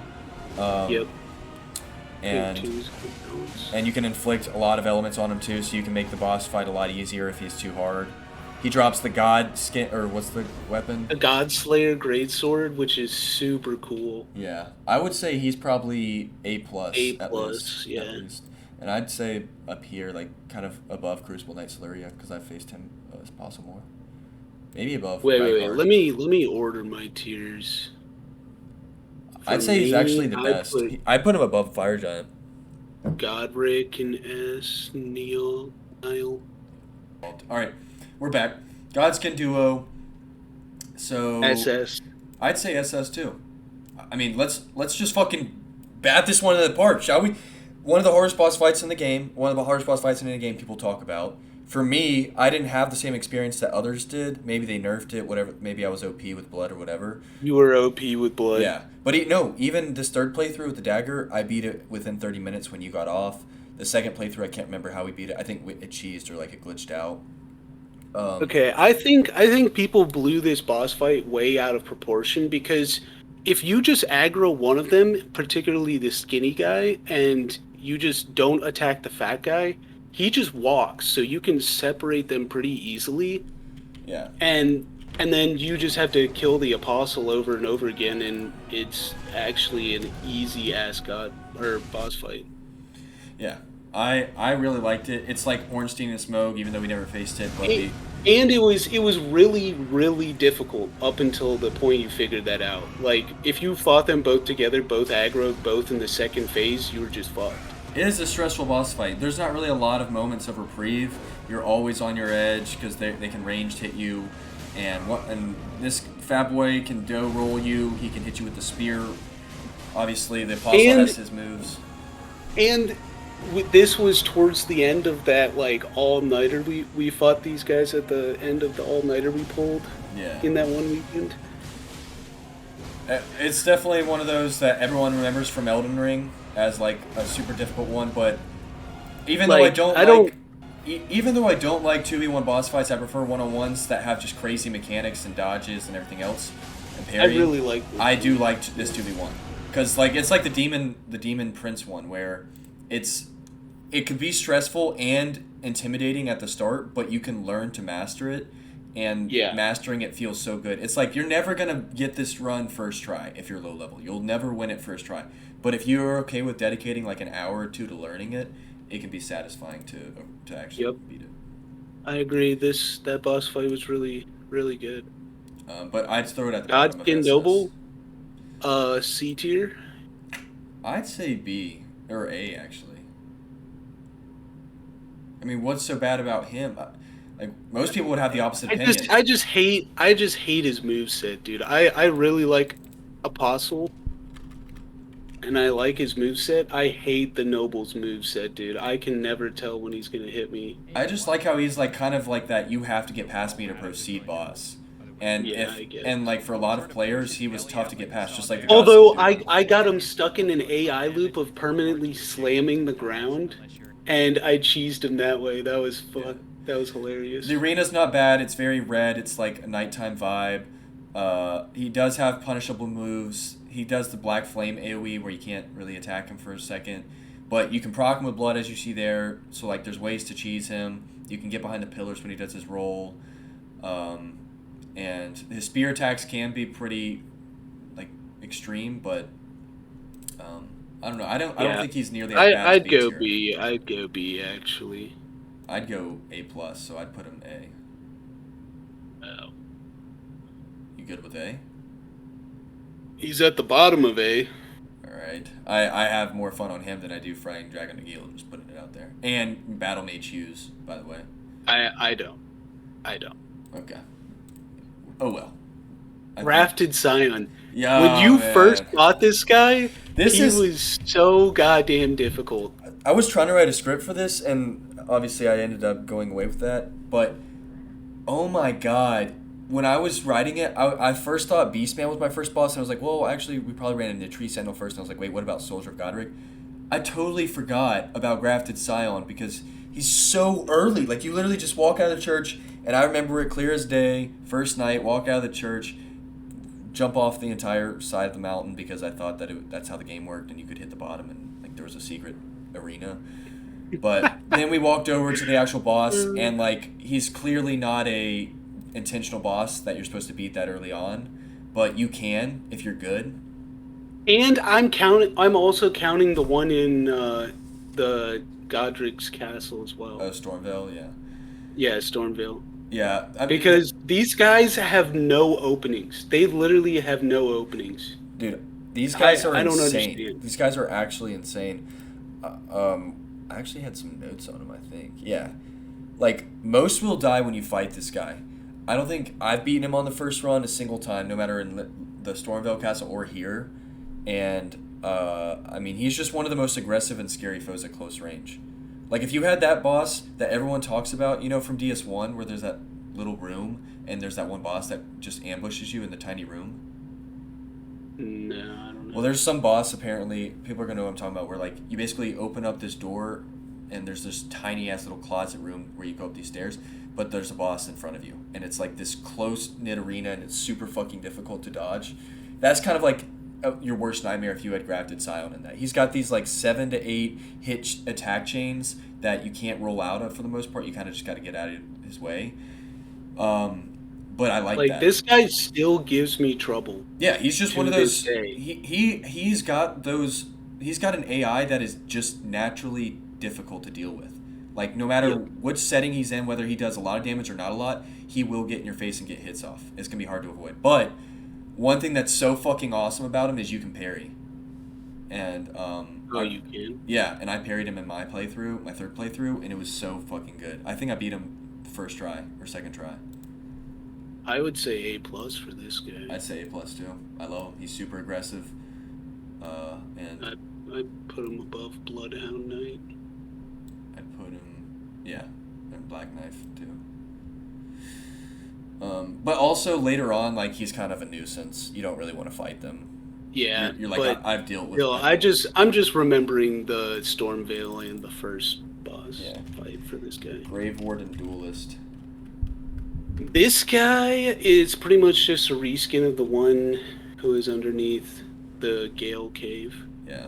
Oh wait, this is the hammer version. This is the hammer one. He's very similar to the other one, just with hammers. You can also parry him and make the boss fight easy. I like the axe one better. I still like this one. It's just not as good as the axe one, but it's still solid. It's not bad. I'd throw it in A. Probably like right there above. I'll throw it in A, above Godskin Noble. Above these two. Borealis, I'm not really a fan of these dragons, man. Cemetery Shade. Yeah. He needs to go lower. Cemetery Shade. Yeah, he does. 1B tier. He just doesn't feel right in there. Go right here. Yeah. And Battle Mage Hughes too. He doesn't feel right. He's 1B. No, I don't know. Alright. I don't know. Cemetery Shade. He had the mix of the. I guess we'll keep him here. Okay. Who's next? Great Worm Theodorix. So I beat him first try. Not really a problem. He's got a lot of health, just like the other Great Worms. This one, I never fought him in the other playthroughs, so it was fun to fight him for the very first time. He's just so fucking tanky, dude. He's pretty much just the same as all the other magma worms, but he's just so tanky. Yeah, what is this guy doing? He's just cheesing it. Oh. But yeah, I like him. He drops like 3 hearts too, so he's got some value. And yeah, I mean, I'd probably put him like A. He's just a big fucking bullet machine. He's a bullet sponge. Yeah, I'd say A. Yep. Probably middle of A. Yeah. Middle of A. Guardian Golem. Remember this? Fucking how co-op. We did it to get the charm, the dance. Yeah. So we could fight fucking Market at level 1. I do like Guardian Golem.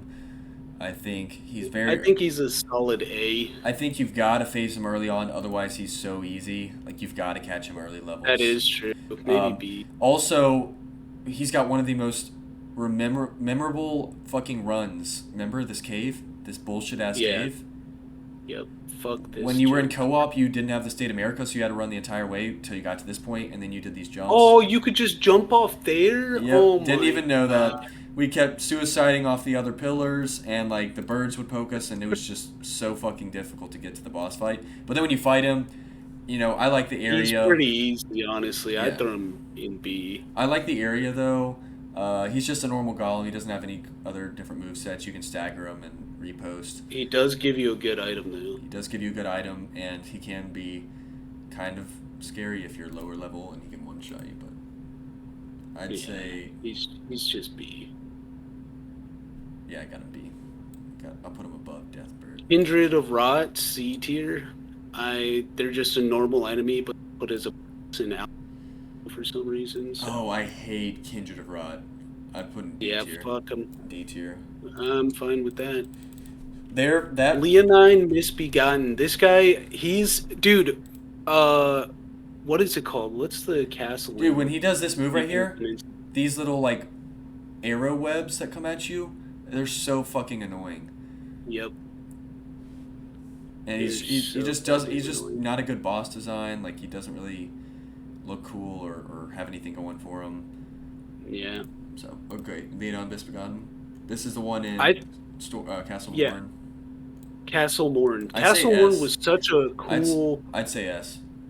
Castle Morn was such a cool little area to go to with the massive archer out front that we got hit by. That was the second night when we first discovered it, and it was just roaming around. And you go all the way up it and then all the way back down the backside to this cool spectacle arena. It's just a cool arena. And this guy, his moveset can kind of fuck you up, but you can parry, so he's not that hard of a struggle. But he's still pretty cool.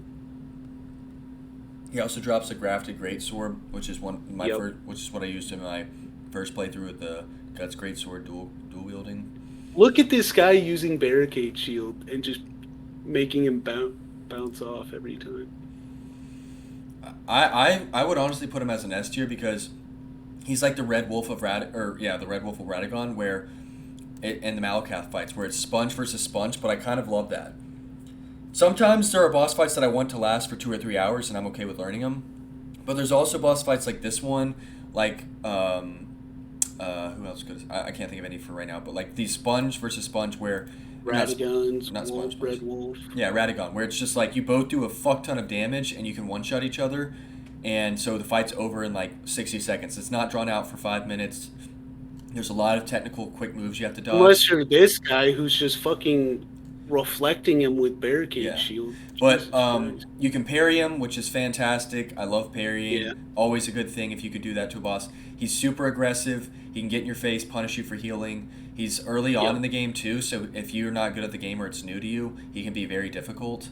I say S for me. I love the area he's in, the dungeon. Yeah, it's like Morn Castle. Yeah, I'd say S, but bottom of S. I would say top of A plus or bottom of S. I like him more than Deathrite Bird. I don't. I'll put him lower. Bottom of S. Okay, Lich Dragon Fortisex. I've only done him in one of my playthroughs. Yeah, and he, like, yes, he has a different moveset. Yes, he's one of the best dragons. And the Death Lightning is pretty cool, and he has a cool, where he stabs the ground with his lightning spears. Yeah. The arena looks pretty cool. His music's really good as well. I'd say A+, but he's still kind of just like a dragon. I'd say actually he has the better, or maybe the best dragon music in this game. It's better than Dragon Lord Prestigious for sure. He does the AoE kind of lightning attacks way too much. Like it's so hard to keep around him because he keeps doing them too many times, and he does the fire attacks. And they build up Death Blight too. Yeah. So he can be very frustrating for that, but he's got an amazing design. He's a pretty good dragon boss fight. The music's one of the best in the game, and he can pack a punch. Yeah, I'd say A+. I'd say A+ too. I'd give him like probably a right above or right below Astel. I'd put him above Astel. Yeah, I'd put him above. Okay. All right, Lion Guardian. This guy. I'm surprised they put that. They didn't even give him a name when we fought him. They did. He's a boss in one of them. In Stormvale you fight him, but they don't give him. Oh wait, no, he's not. Yeah. This guy is another instance of the. I wish they would have given him. He should have gotten a. It's Glass Cannon versus Glass Cannon. These guys are honestly super difficult. Yeah, they are. They're like falling They star can bees. actually just one shot you. I really wish you could parry when he does the swing with that sword, but He actually just one shots you, dude. But he is super cool. I really do like him. yeah. I'd give him like an A+. I'd give him an A. I don't think he's that high up. I guess. Well, look at the A pluses. Do you like these mechanically better? I like these a lot better. I do. Lion Guardian, you're running around a lot, running away, trying to avoid his hits. Yeah, I don't like. I like hit. I'll put him below Grave Warden Duelist. I like that fight more. I like Godskin Noble, honestly, above that. All right, Loretta, Knight of the Howled Tree. Her arena is so massive. It's surprising. I don't know where. I don't know. I'd say A or A plus or S. What? Look, and mine might be biased too from listening to Democracy or whatever his name is, but she is the best version of any of the Tree Sentinels. She's got magic that's She's not even a version of the Tree Sentinels. She's just like her own thing. I know. It's not even like no, she is not as. I would say I'd A say plus or S. She's the perfect version. A or B. She's the perfect version of the horseback fight. Even though she may not be the Tree Sentinel actual like family or whatever, she's got that same I ride on horseback, I hit you heavy. And she's got this arrow attack that can one-shot you. Her magic isn't overly annoying. She's got some normal hits too. And I don't. But she just doesn't have anything to put her that high. She doesn't have anything cool. It's just like a less cool version of the Tree Sentinels, in my opinion. I'd say Draconic is better than her. I will say that. So, where's Draconic? He's an A, so B. I'd put her in A still. I still think she's good. Uh, Look, I like her. I would much rather fight Loretta than I would Lion Guardian. I would. I don't know. I just wouldn't want to fight her. And she has more going for her. She's guarding Millennia. All right, Mad Pumpkinhead. I don't know why they did duo and normal. Let's just get these out of the way. I'd say C or B. I'd put for the soul and then C for You'd said what? B for the single Mad Pumpkin and then B for the duo. Yeah. Hey there, friends. I remember it was one of the first bosses we took on together, and we actually struggled on him. You can parry some of his moves, which is always a plus. So be wary. Occasionally, the boss will and as an early boss and like newbies, he was pretty difficult. But like nowadays, he's an absolute stomp. I'd say B for the normal one, just because that's what we faced together, and then C for the duo. Yep. Magmorm, Makar. I'd put Magmorm in A, because I have a lot of history with him after this third playthrough. Yeah, he's fine with me. I was trying He's okay. Yeah, I was trying to get the Golden Parry as fast as possible, and I was like sub 50 trying to get to Altus Plateau against him with the daggers, and it was one of the most challenging experiences. And then I had to use the summon too. Back left. And it was just this isn't the one that I'm talking about. Magmorm, Yeah, Makar. it's Makar. Yeah, this boy. Yeah. I thought the area that you fight him in, not bad. You know, not bad. Run back's very quick. And he's just one of the Magmorms. So, I'd say bottom of A. Yep. Okay, who's next? Millennia. I'll let you take this one. Fuck this bitch, dude. Oh my god. Go off, Fighting her with 20 vigor naked was the most depressing things that I have ever done in my life. There was no improvement. I would, like 10 times in a row, I would power up for 30 seconds and then immediately walk in and get one shot. It was and how just did that make figuring you feel? out. How did that make you feel? it made me feel like I was getting dumpstered, and I was, and it fucking blowed asshole. Yeah. But I think I know it as Asmongold does in his tier list. I know it, you know it, we all know it. But she is the hardest boss in all of Souls, and I think she deserves some fucking respect because she's so goddamn difficult, and she has some cool lore, and the area she's in is cool, and the arena is pretty cool. Anything else stand out that's cool to you? Would you say? Her moveset. Okay, I'm Her putting her. moveset can fuck you up. This is exactly SS. where I want her to be, right here.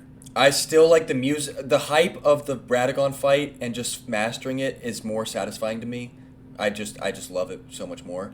But Millennia is the most difficult boss in any Souls game I've played so far, probably that we'll ever play. Maybe if we do Bloodborne and like we face Ludwig at a super low level or something, we'll talk about it. But No, Orphan of Kos is going to be the hardest oh boss. yeah, the final one. But either way, Millennia is the hardest boss in this game, and way harder than any boss in DS3, and I imagine more hard than pretty much every other boss in a Souls-like game. The fact that you have to repost her 3 times or parry her 3 times to get it is kind of just like a damaging. It's like damning. Like you can't really come back from that. But we have been getting good at the first phase and consistently getting. I haven't gotten to second phase yet, but consistently getting her weak with the parrying. I mean, if she was like 2 reposts It would be or so 2 much parries and a repost, it would be so much better. Yeah. Her waterfowl dance is such a fucking sick move, though. One of the coolest in the game, even though it's a gimmick and like broken, and I was dancing on. are you kidding? I mean, just look at this. The guy was dancing on me. And yeah, Millennia, I have her right here below Radagon, as I said. Just the music and Radagon and everything else I like more. But Millennia is definitely the most difficult, and she's a badass motherfucker. She I have will never fuck beaten her. you up. She's the only boss in Elden Ring that I have never beaten. I've never beaten Millennia. And even now on this third playthrough, that I've beaten every single boss in the game except for her. Malekith the Black Blade, dude. I remember first getting to this guy, no one talked about him. I didn't hear a single thing about this guy, and he came and beat my ass so goddamn hard, so many times. His first phase is insane. You can't roll into him most of the time because he has that double hit, and he can throw the pockets he wants. And he has some weird hitboxes on some of the moves that affect the ground. And it just makes him like menacing. And he can move so fast. That's like the only guaranteed punishable move, that ground slice. I'm And then loving the what you're saying. transition to second phase is so cool, and he looks so cool in second phase. I'm Look loving at that everything you're talking blade. about. Yeah, Look so at that blade. there He are- flies around the map and clings to the pillars and does this insane little Beyblade air move, and then he goes on the ground and does a spinny move. Malekith is one of the 4 or 5 bosses in this game, in this playthrough, and almost every playthrough I do, where I know I'm going to spend a few hours on them. I know I'm going to get better and better Every until single I perfect. time, like even if I come back and do it, I'm gonna spend a while. And I know that like I'm going to relearn the fight, and it's going to be one of the most like invigorating experiences ever to finally overcome the challenge. And Malekith is one of those that did it in this playthrough. He's so refightable. He's one of the most standout bosses in this most recent playthrough, and when I place him, my placing for him, just to go ahead and get that out of the way, is SS tier. I honestly, if his music was as good as Radagon's, I might put him higher. I don't know between this and Radagon. I would agree. I would put him second. It's so hard to put him. I just don't think I can put him above Radagon. But I mean, I spent 3 hours, no less. This is a video right here. I spent 3 hours on him doing the dagger build as usual with the Reduvias. I tried everything as far as daggers could go. You can't parry, so that was out of the way. But like I tried doing dual wielding, I tried Scarlet Rot, and then I just ended up doing Reduvias and throwing the daggers. But even with that, I still struggled on him. I still got lucky and barely beat Like him. that move can just one-shot you if you don't have high enough health. This This move is so cool too. the fact that Everything about him is just so good. yeah, Everything about him is perfect. he's got one of the best lores. He's got the death rune, which is so significant in the story, and like that's the rune that Yep. I wanted. His weapon, his armor, some of the best in the entire game, like top The 3, best top 5. moves. He has the best moves in the entire game. He's got guaranteed. look at this, fucking smoked him there. But He's swinging from pillar to pillar, firing shots of death at you. I remember the fact Is that so cool. the fact that my third playthrough, I had the best time with him more than my other two is just a testament to how good this boss is, that the more you play him, the better he can be. Even though I Yep. don't have that same excitement or like mystery of his cutscenes, just the actual fight and the experience has been 10 times better since the first and second time. And that's the case for one or two other bosses, and those bosses are also on this high ranking. So I love him. If his music was better, he might even be my favorite boss so far on this list. And yeah, I mean, I remember his first phase, I was getting clapped around. I knew it was going to be a long fight, and it took me forever, but I finally got used to his first phase, and like it felt so good to just master it.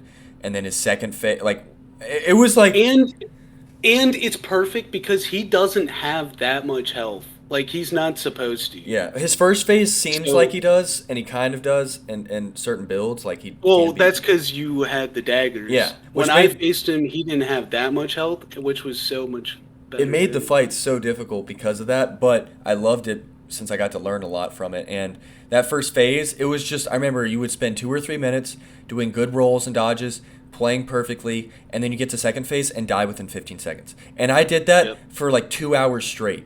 It took me forever. It took me forever to survive his second phase, longer than like his first couple of attacks. And then finally, like I think that last hour was when I really got into his second phase more. And then I just had like 3 or 4 good runs towards the end where I just really got in the groove. I really want to try the parry. Yeah, on his moves. I tried it early on. Like if it's viable or you can execute it, it would even boost it to It one of would. the It best boss would. fights. Yeah, it would make it the best. That should be an option in a lot of boss fights too, where you can have just this insane parry of huge attacks. Anyways, I'd say second best boss fight so far on the list. He's very close to Radagon though. I put Margit right beneath him. Right beneath. Dude, we are Malekith. coming with some heavy dick swingers right now. I don't know. Big dick swanging. I don't know where. Obviously, Margit's above Margit, these. he is the best first boss in any game I've ever played. Yeah. He's tough but fair, and he has so many mix-ups. So many mix-ups. He can, once he pulls out the light daggers and the light swords, you know you're just getting fucked. The second phase, I mean, it adds the hammer, but it also adds that OP ass spin move where he can just one-shot you all the time. Oh my god, Margit is just perfection for the first boss. Margit, to me, let me get closer to one of He was a slap in the face. Like Beastman, we were struggling on him and we were like, "Oh, it's not going to get much harder than this." And then we get to Margit and we just get our ass beat even harder. Okay, so I actually am going to use my script for this boss because he means so much to me. All right, here's my monologue. Margit, where to begin? When I think of iconic Elden Ring bosses, when I think of the most recognizable bosses in my Dark Souls history, Margit is one of the first thoughts. I still remember the first night that we played, the first weekend that we played. It was for all purposes 60-hour grind, right? I mean, we pretty much played for 60 hours, took a nap here and there. And when we finally got to Margit, or at least I did at like 1 in the morning, it was my first cutscene, and I believe I spent 4 hours on Margit the first time. And I used the Reduvias that I got from that fucking invader who was outside of Patches' cave, and You didn't even have the scaling for it Yeah, either. I didn't have the right build for it, but I used them because I thought they were a sick dagger, and I took so long fighting that invader over and over, and it was like, he was one of my toughest enemies that night. And, I mean, when I finally... And you can parry him too. I remember being in awe of like everything that was going on that night, especially this big boss spectacle. And like when I finally won, it was one of the most emotional rides I'd ever experienced in gaming. Honestly, a top 3 gaming moment for me. As far as peak emotional swings goes, it was one of those just triumphant, otherworldly experiences for me where I couldn't. Dude, like, we thought the hour and a half that you spent on Beastman of Fair Missoula was the longest thing ever. And good God, this guy proved us wrong. Dude, and the other two I mean, times, he was just such a step up from any other boss we faced at that point. yeah, and that's for the case for so many players. That it's not like we're the only ones sharing that thought. He is just an OP first boss. He is super fucking. He's powerful. But the other 2 times that I've run into Margit, the one with you and the latest one with the parry or the dagger build, my experience has only been amazing and actually better. It's been better. The first playthrough, I was in because the co-op one gave him more health, so he was so much more difficult. Dude, and we spent hours and hours in the co-op one too. Yeah, we were falling off. We were literally delusional by the end of it. Like the first playthrough, I was in shambles, but I was still having a blast facing him because he was an insane boss. But then the second playthrough, it was one of those like Strangers of Paradise experiences where like the boss is actually more difficult, especially in Elden Ring because Miyazaki's a sick fuck, and like the mechanics and the AI just go nuts. And so like if he's turned his back on you out of nowhere, he'll turn around and swing at you, even though your teammate's swinging at him. So like it's just so random and like hits you in unexpected ways. And he's got more health. But then we had those weird glitch spots where, like, if we separated at a certain distance, he would do, like, jump attacks that we could punish. And, like, we figured out these crazy interactions that helped us in the boss fight. Yeah, we used clubs. Because Yeah. we were level 1 when we faced him. Yeah, we faced him with clubs. And it took us, it was the longest, too. It took us, like, 5 or 6 hours. Longer than my first playthrough. It took us longer than our first playthrough. And then the third playthrough is one of my favorites to remember as well, because his parrying like that, his parrying is fucking godlike. It is godlike.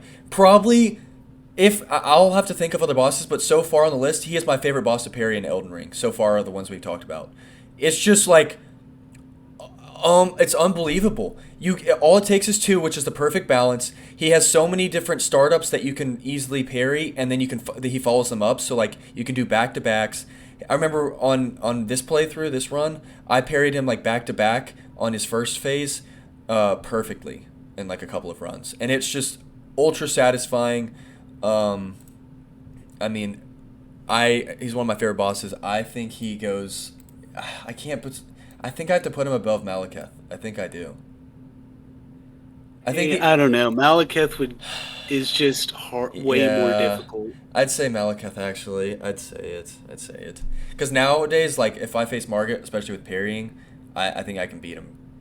Yeah, I think I can beat him pretty easily now. Where it's like Malekith, I'm still getting my ass. But the thing is, with Margit, all 3 runs have been just memorable beyond the degree, and like Malekith, it was mainly just his third one because the first run I was OP bleed, second playthrough. Well, that's your fault. Yeah, second playthrough we glitched him, and then it was really just a third playthrough that I spent the 3 hours. So like, I had all 3 good runs with Margit, whereas I just had the third one. But the third one of Malekith, dude, there was no way we were gonna beat him in the co-op one. There was actually no way we were gonna beat him legit. Yeah, he had so much health and he did so much damage. Okay, what the he fuck was actually is Mimic tier? That's Mimic.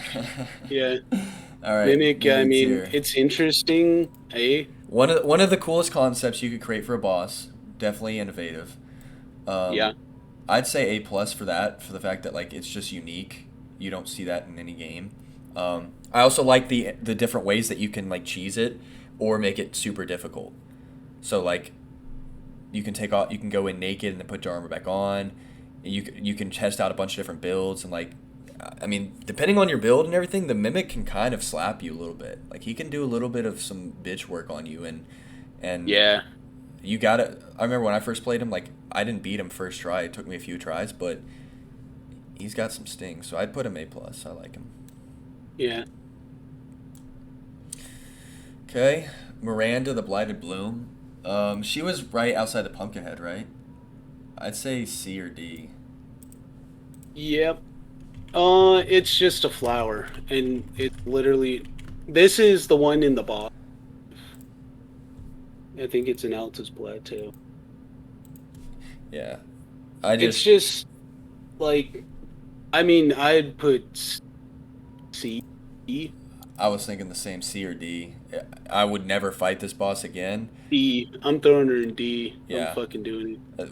It's just a flower that sprays poison. It has Yep. no real mechanics to it. I mean, there's just nothing going on. Misbegotten Crusader. This was one I of think he was pretty cool. Yeah, we just faced him. The first time I faced him in a playthrough because I didn't explore a lot of consecrated snowfield. He's very difficult actually, even at that level. Well, you beat him on your second try. That is true, but he does swing.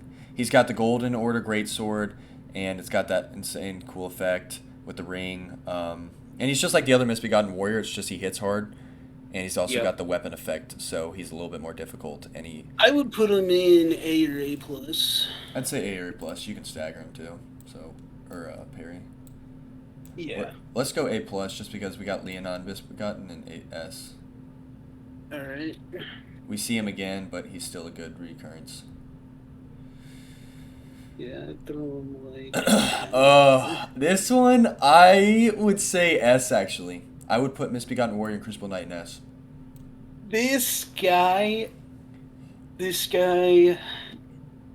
I'd put it above all of the Crucible Knight fights. It is my favorite Crucible Knight fight.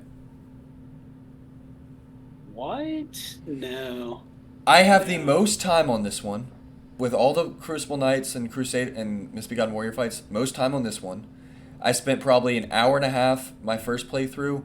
Couldn't beat him. I would put him in S, just above Elemer of the Briar.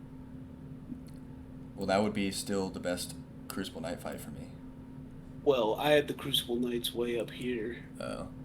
Yeah, I think, like, the first playthrough was just unforgettable when I fought him for an hour and a half, was having so much trouble, and then I left to go level up, and then I came back and it was like I beat him or they were gone. I didn't realize that could happen. And then in the third playthrough, of course, it was like right after Radon, playing him for like 5.5 hours, and then I face them and catch up to you, and it's just a parry fuck up fest, and like I was good at parrying at the time, and it was just so fucking good. I mean, the parrying in this fight, you can absolutely shit stomp Misbegotten Warrior on his first attack, and then pretty much flawless him in like 10 seconds. Yep. And then And the then Crucible the Knight is like Crucible Knight- he's like a perfect balance. He's at that point, once Misbegotten Warrior's gone, it's like you're just facing a more leveled up Crucible Knight from the Limgrave, and so you basically parry him, 6 or 7 times and get done with the fight. And I just love those parry centered boss fights. Yep, I would agree. Moog, Lord. Dude, I'm looking of at the next like 3, and there's just so much to talk about. Moog. Yep. All right, Moog. where you Moog, Lord put of Blood he's SS. I'd say he's towards the bottom of SS, like right below Placidusax, or right above Placidusax. Yeah, right above Placidusax. He has a cool arena. He has a cool area to get up to him too, and it's pretty difficult compared to the surrounding places that you can go. The intro cutscene is cool, and the walk up to him as well. I don't remember the music. The first phase wasn't that difficult, but the second phase was so insane. Yeah, second phase is ludicrous. I like the way that you're thinking here, because I have him placed. How you feel? I have him placed exactly where you would have placed him too, right above Dragon Lord, right behind Godfrey. That is exactly where he belongs. I kind of cheesed him in this last playthrough where I used to summon, but I did face him for like an hour and a half before, and even with the summon, it was still difficult. Not really.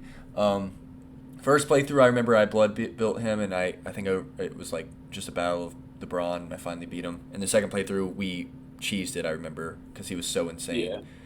And There's no way we were beating him. I mean, I like his temple and just the Mogwin Palace is one of the fucking craziest, sickest concepts in the games. Like, I love how secret and everything about it is. The elevator up to it, just this giant blood-soaked temple, is just one of the coolest battle arenas to fight in. The music was also good. He's got a really interesting trident, like kind of like Aquaman's, and it's really good. His weapon looks really cool, and it's actually really good.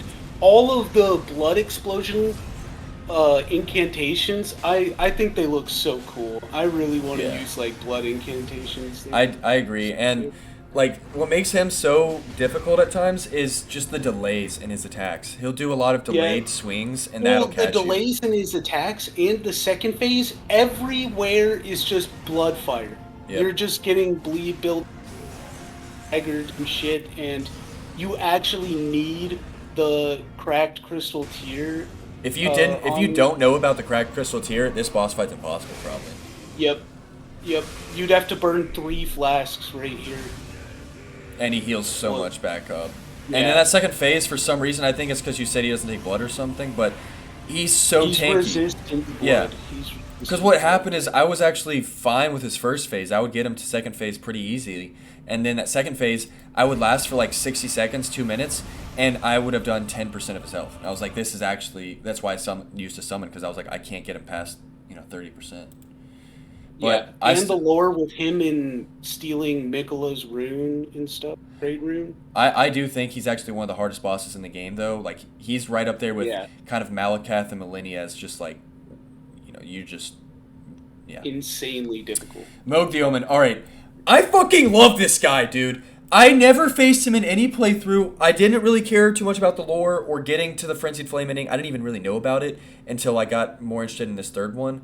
And I am so fucking glad and stoked that I did, because the actual walk up to him... Wait, what is it? Moog the Omen? Yeah. Yeah, the actual secret underground, tunnels and sewers to get to him. Oh my god, man.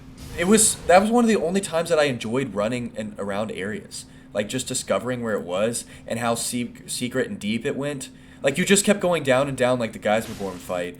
And it was a maze, and you had to decide whether to go drop down or go straight all the time. And it was just like a very fun experience to keep going through the tunnels to finally figure out where he is. Then you fight him. He's just like the other Moog. The arena's not as big. He's just like first phase Moog Lord of Blood. Yeah, which is a good phase. I like that. I'm fine with that. Well, because it's easier. Yeah, but it's still a good one. I mean, it's still got some difficulty. I mean, yeah. So I liked it. I'd say S. I'd say S too.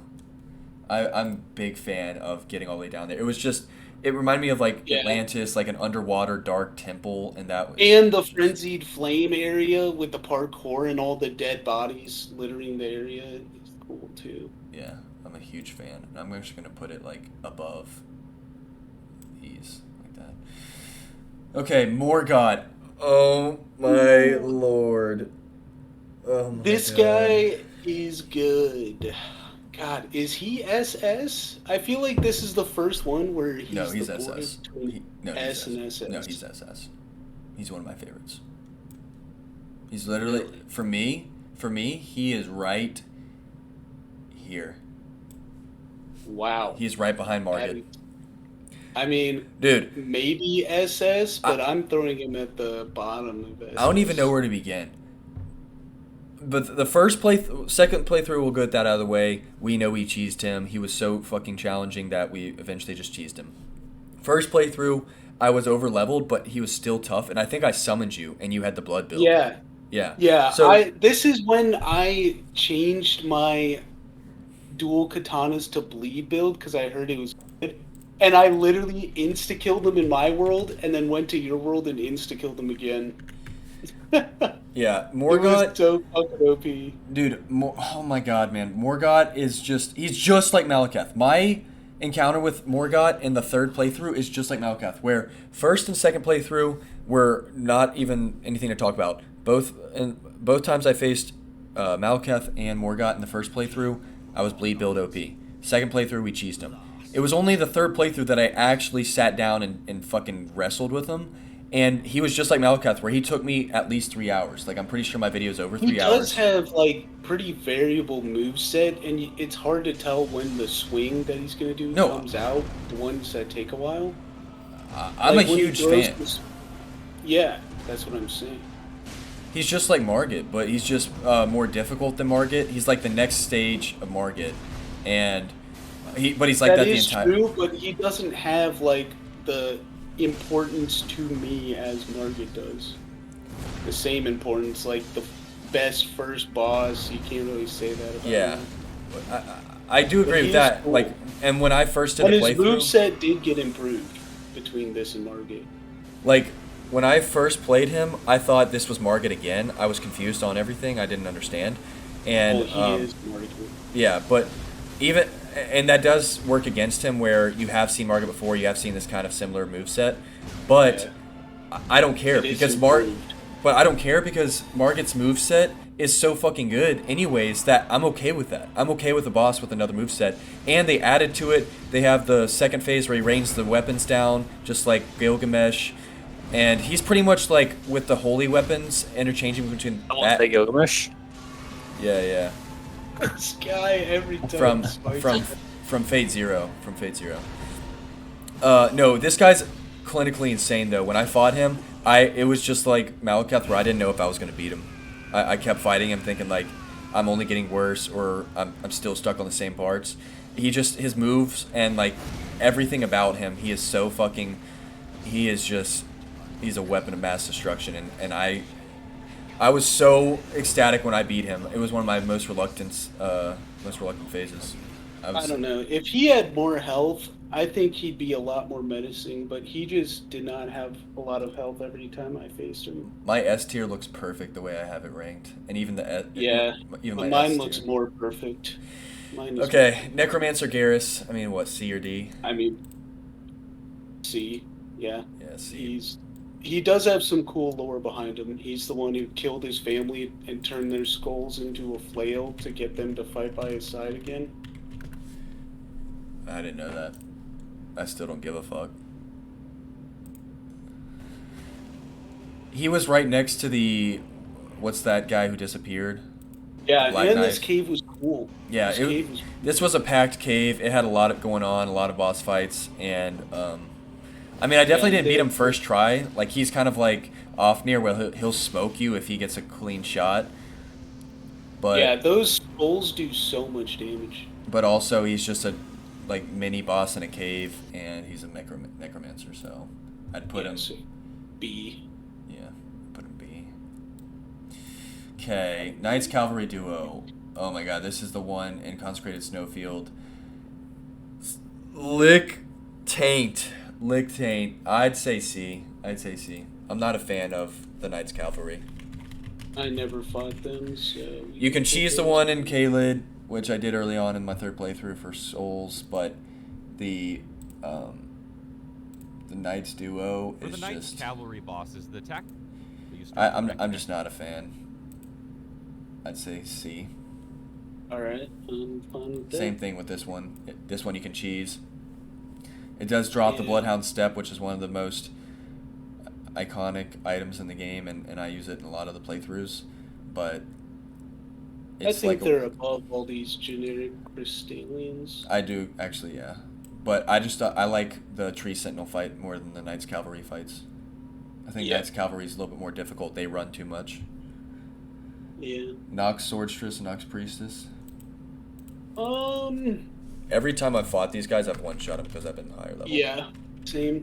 I've never fought them on level. And that's a fault of the game design because it basically, you can't get into their location until later. Well, I don't know how to explain it. It's like you go in there, you unlock all the area, but then either you don't know that you have to light the fires, so you move on, or you do light the fires, but you don't know what happens, so you just miss out on it, and then you don't discover them till later. We went to this place when we got teleported to the chest, and it was so goddamn impossible. Yeah, the it wizards. Was like you were in the middle of a fucking battlefield getting blasted by wizards left and right. Yeah. These guys, they've got the whip. Did you just fart? Me? Yeah. No. These guys, they've got the whip. They've got the ranged weapons. And I don't know, I'd just throw them in B. I would too. Maybe even C. Right next to Necromancer Garrus. Yeah, that's fine. Omen Killer and Miranda. I mean, this is just a C or D. This is D. Yeah. I mean, it's literally the flower, but you threw another dude in the arena. Yeah, it's super fucking lame. Do better. Be better. How much better do you want me to be, Kobe? I'd say D. right up there. Yeah. Omen Killer. Ooh, you know what? Omen Killer, actually, though, the boss Yeah, fight, he's pretty cool. I'd say A+, because it's on my YouTube in this most recent playthrough. He slaps. Yeah. He slaps so hard. The Albernox village is just like the fact that, Albenoric. yeah, the Albenoric, the fact that, like, you get the, you knock the pot over to get the Halleck tree piece, and like that's so random. He's just here tucked away in this little campsite, but he's actually a decent sized boss with like in-depth movesets. Like he has a lot of variation to him, and he can take you down. Yeah, he can do a lot of damage real quickly. You can parry him too. I really enjoyed him. Every other playthrough, I don't really remember him too much, and I probably one-shot him. But this most recent one, I was lower leveled, and so I took my time, like probably 20 minutes on him, and I thoroughly enjoyed it. Yep. So, A+ for me. Onyx Lord. Onyx Lord. B or C. Yeah, I put him higher up in B tier. He was pretty cool. He was. Could you parry him? I think you could also parry him. Yeah, you could parry him. This But is then you basically have- becoming like a can boss be parried tier list. Yeah, If they can, they're higher rated. but he had some cool moves. His sword was also very cool. Yeah. Yeah. Just put some distance between you and the boss. Not- Nothing too too much there. to dodge those. He was good. He's just a solid boss. Patch's boss fight, I mean, see here, you just beat his ass for 2 seconds and then he gives up. Patches, because this is like a boss fight tier list. Now, of course, we're like incorporating lore, personal experiences, community opinions, whatever else with it. But like, Patches is just such a big part of Elden Ring and like Dark Souls. Remember, he was in Dark Souls 1 or. I mean, yeah, he's in all the Dark Souls, but his boss fight was ass. It was. He does. He sprays, he farts all over you. He sprays that shit breath. He stabs you with his spear indefinitely for some reason. He's got the shield. He stays behind, but you can parry him and make light work of this bitch-made character. You've got the option to end his life or support him, and he betrays you. And he's got also like that interaction in the Radahn boss fight where he abandons you if you summon him.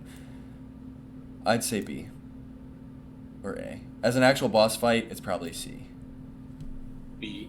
We'll do B. Yeah, as a boss fight, it's C or D. It's so fucking pathetic, but for everything else, B.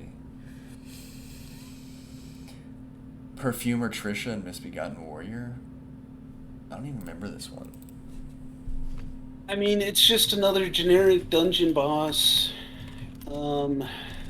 Misbegotten Warrior's always cool, but I fucking hate perfumers, man. Hey everyone, Sweet Johnny. And then together in a room makes it kind of claustrophobic. Just still go Yeah. for it. Don't Because she's just spraying you from a distance. It's kind of ass, honestly. I'll say C or B. I'd say C. Okay, yeah, we'll go C. Right above. All right, Fines. Putrid Avatar. Oh, baby. Look, I Maidenless. Maidenless. The putrid avatar is more of an Putrid Avatar. This guy is the Avatar. Everything trash about him, and he throws Scarlet Rot on top of it. Jesus fucking Christ, man. yeah. This guy sucks ass. He's maidenless. And I know exactly where Putrid Tree Spirit is going as well. You chose poorly. Yeah, Putrid Avatar is the epitome of maidenless dog shit bosses. I do first playthrough, no question, he's down here maidenless. This third playthrough, I've gotten better at the boss fights, so he actually wasn't as trivial and like, or he was trivial, and but I think you nailed it on the catfish head there. Using fucking Scarlet Rot in a boss fight just automatically deducts however you were rating it before. One tier. So One tier. I'm putting it in maidenless because I hated the avatars as an enemy type to start, even though they've changed for me, and it's Scarlet Rot. Let's get Putrid Tree Spirit out of the way as well. Wait, can we address something right now? Because I don't see it, and I want to make note of it before I forget. What? Dragonkin Soldier. There's no Lake of Rot.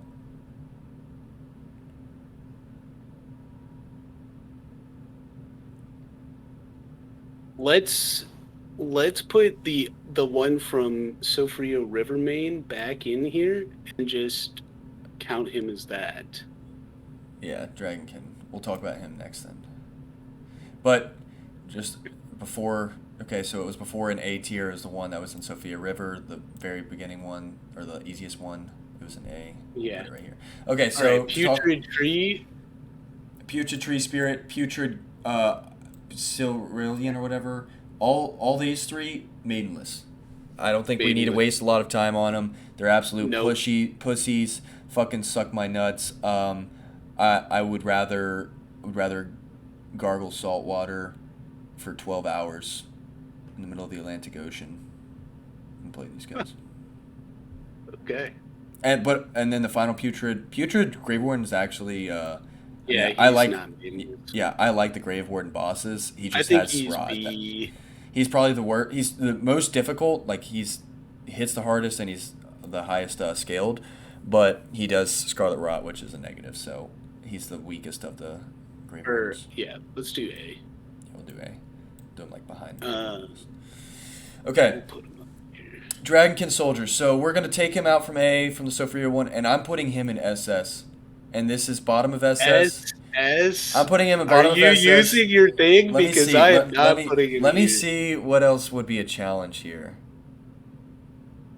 What else would we challenge? Nothing really. Yeah, so I'm putting him SS. Okay, this I know what I'm using mine on. This right here, again, this is the Lake of Rot Dragonkin Soldier I'm referring to for this slot. I'm putting it, now that I'm putting it in S, I'm putting it where I want in S, and that is right here above Godskin Duo. I never played this guy in the first two playthroughs. Didn't even know he existed. So for a third playthrough to come across an enemy that you never faced before, always an amazing thing, always exciting.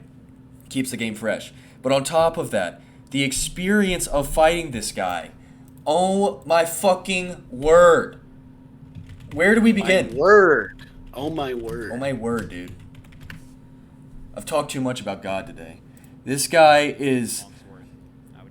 So I thought when you're at the State of America, when we were discovering him and actually getting to State of America, that was a whole nother like journey on its own. But when we finally got there and we were at the State of America, just like not understanding what you have to do for the boss fight makes this such an insane roller coaster where we were over right there in that area, or right here, I guess, where my mouse is. And we were just standing in the rot facing him, and you caught the strategy of hiding behind his back left leg and riding it, and then just like getting stuck in that frame trap and then doing R1s or whatever you needed to. And then I finally picked it up. After like an hour, I understood what you were talking about. But I just went through so many phases against him where it became he started off as impossible, and the Lake of Rot and the Rot pissed me off, and I didn't know how to face the boss. Then I got good at just like getting 70% of his health, but I wasn't doing it the right way. I was just getting hits off, and then he would just always take me out, and the Rot would kill me. Then we got the leg trap, and we got a little bit better. You finally beat him after like an hour and a half or something, or like 2 hours, and then I fucking spent I think 2.5 hours on this guy. Yeah, and that was insanely. And it wasn't until I finally saw a YouTube video like this one where he basically took his time to get on this platform and kept the rod off him, and then he just fights him from the platform. It wasn't until I got to this one that like I finally made strides and actually beat him. But just like Margit first time, the roller coaster ride of emotions where it was one of the most upset I've ever been at the game in any game, and then one of the most glorified, like super satisfied I've ever been as well when I beat him. I don't have anything to say on him because I would not put him SS. He's one of those where, as an actual boss in the boss fight, it's fucking maidenless. But because of my experience and I'm a masochist, I'm putting him here. I need him to be there for me. Fuck yeah. Red Wolf of Radagon. He's a solid A tier, I'd say. I'd say S. He's just like he's on the same level. He's on the same level, if not better, than Leonin Misbegotten. Are you kidding me? You kidding me? No. You serious? No, You serious, no, Clark? he's not. Nah, you're kidding. You're trolling. A plus maximum. Highest A plus. This is just like the Leon Misbegotten, where it's and all the other. This guy, he's a down here kind of boss. This is Glass Cannon versus Glass right Cannon. there in A plus. This is Glass Yeah, Cannon. but it's Glass Cannon versus Glass Cannon who shoots fucking spells at you, and The spells aren't bad. like You can dodge the he's spells. never even that hard. Like you just dodge him twice and then you kill him.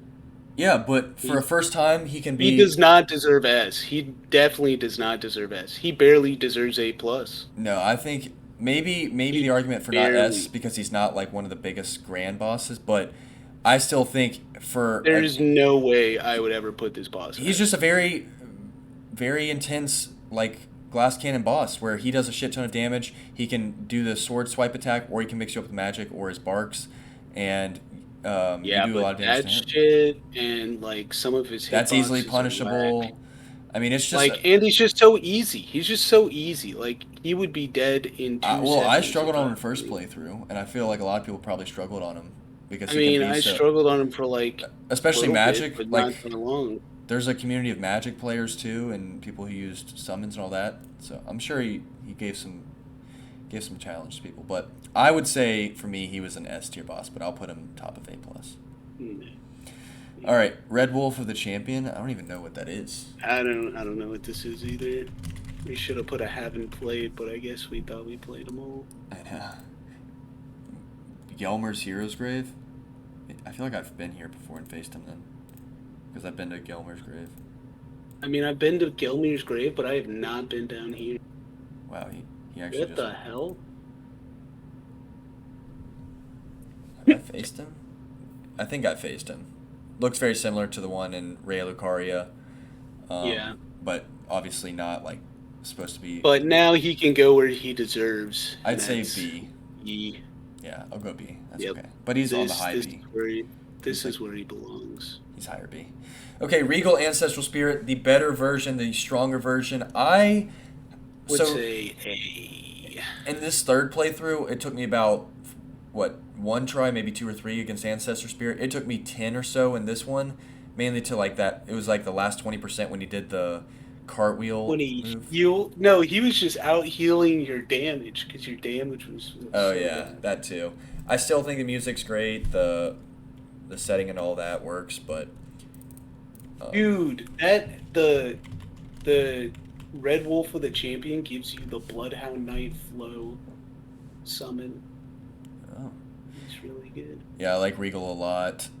I'll show you how to take down. Although he's like that Elden Beast though, where he just fucking runs away, and so much of the Yeah. fight is chasing, and I don't know what I'm saying actually. When I was playing him, I told myself, I said in this tier list, I'm ranking the Ancestor Spirit above him, and I am.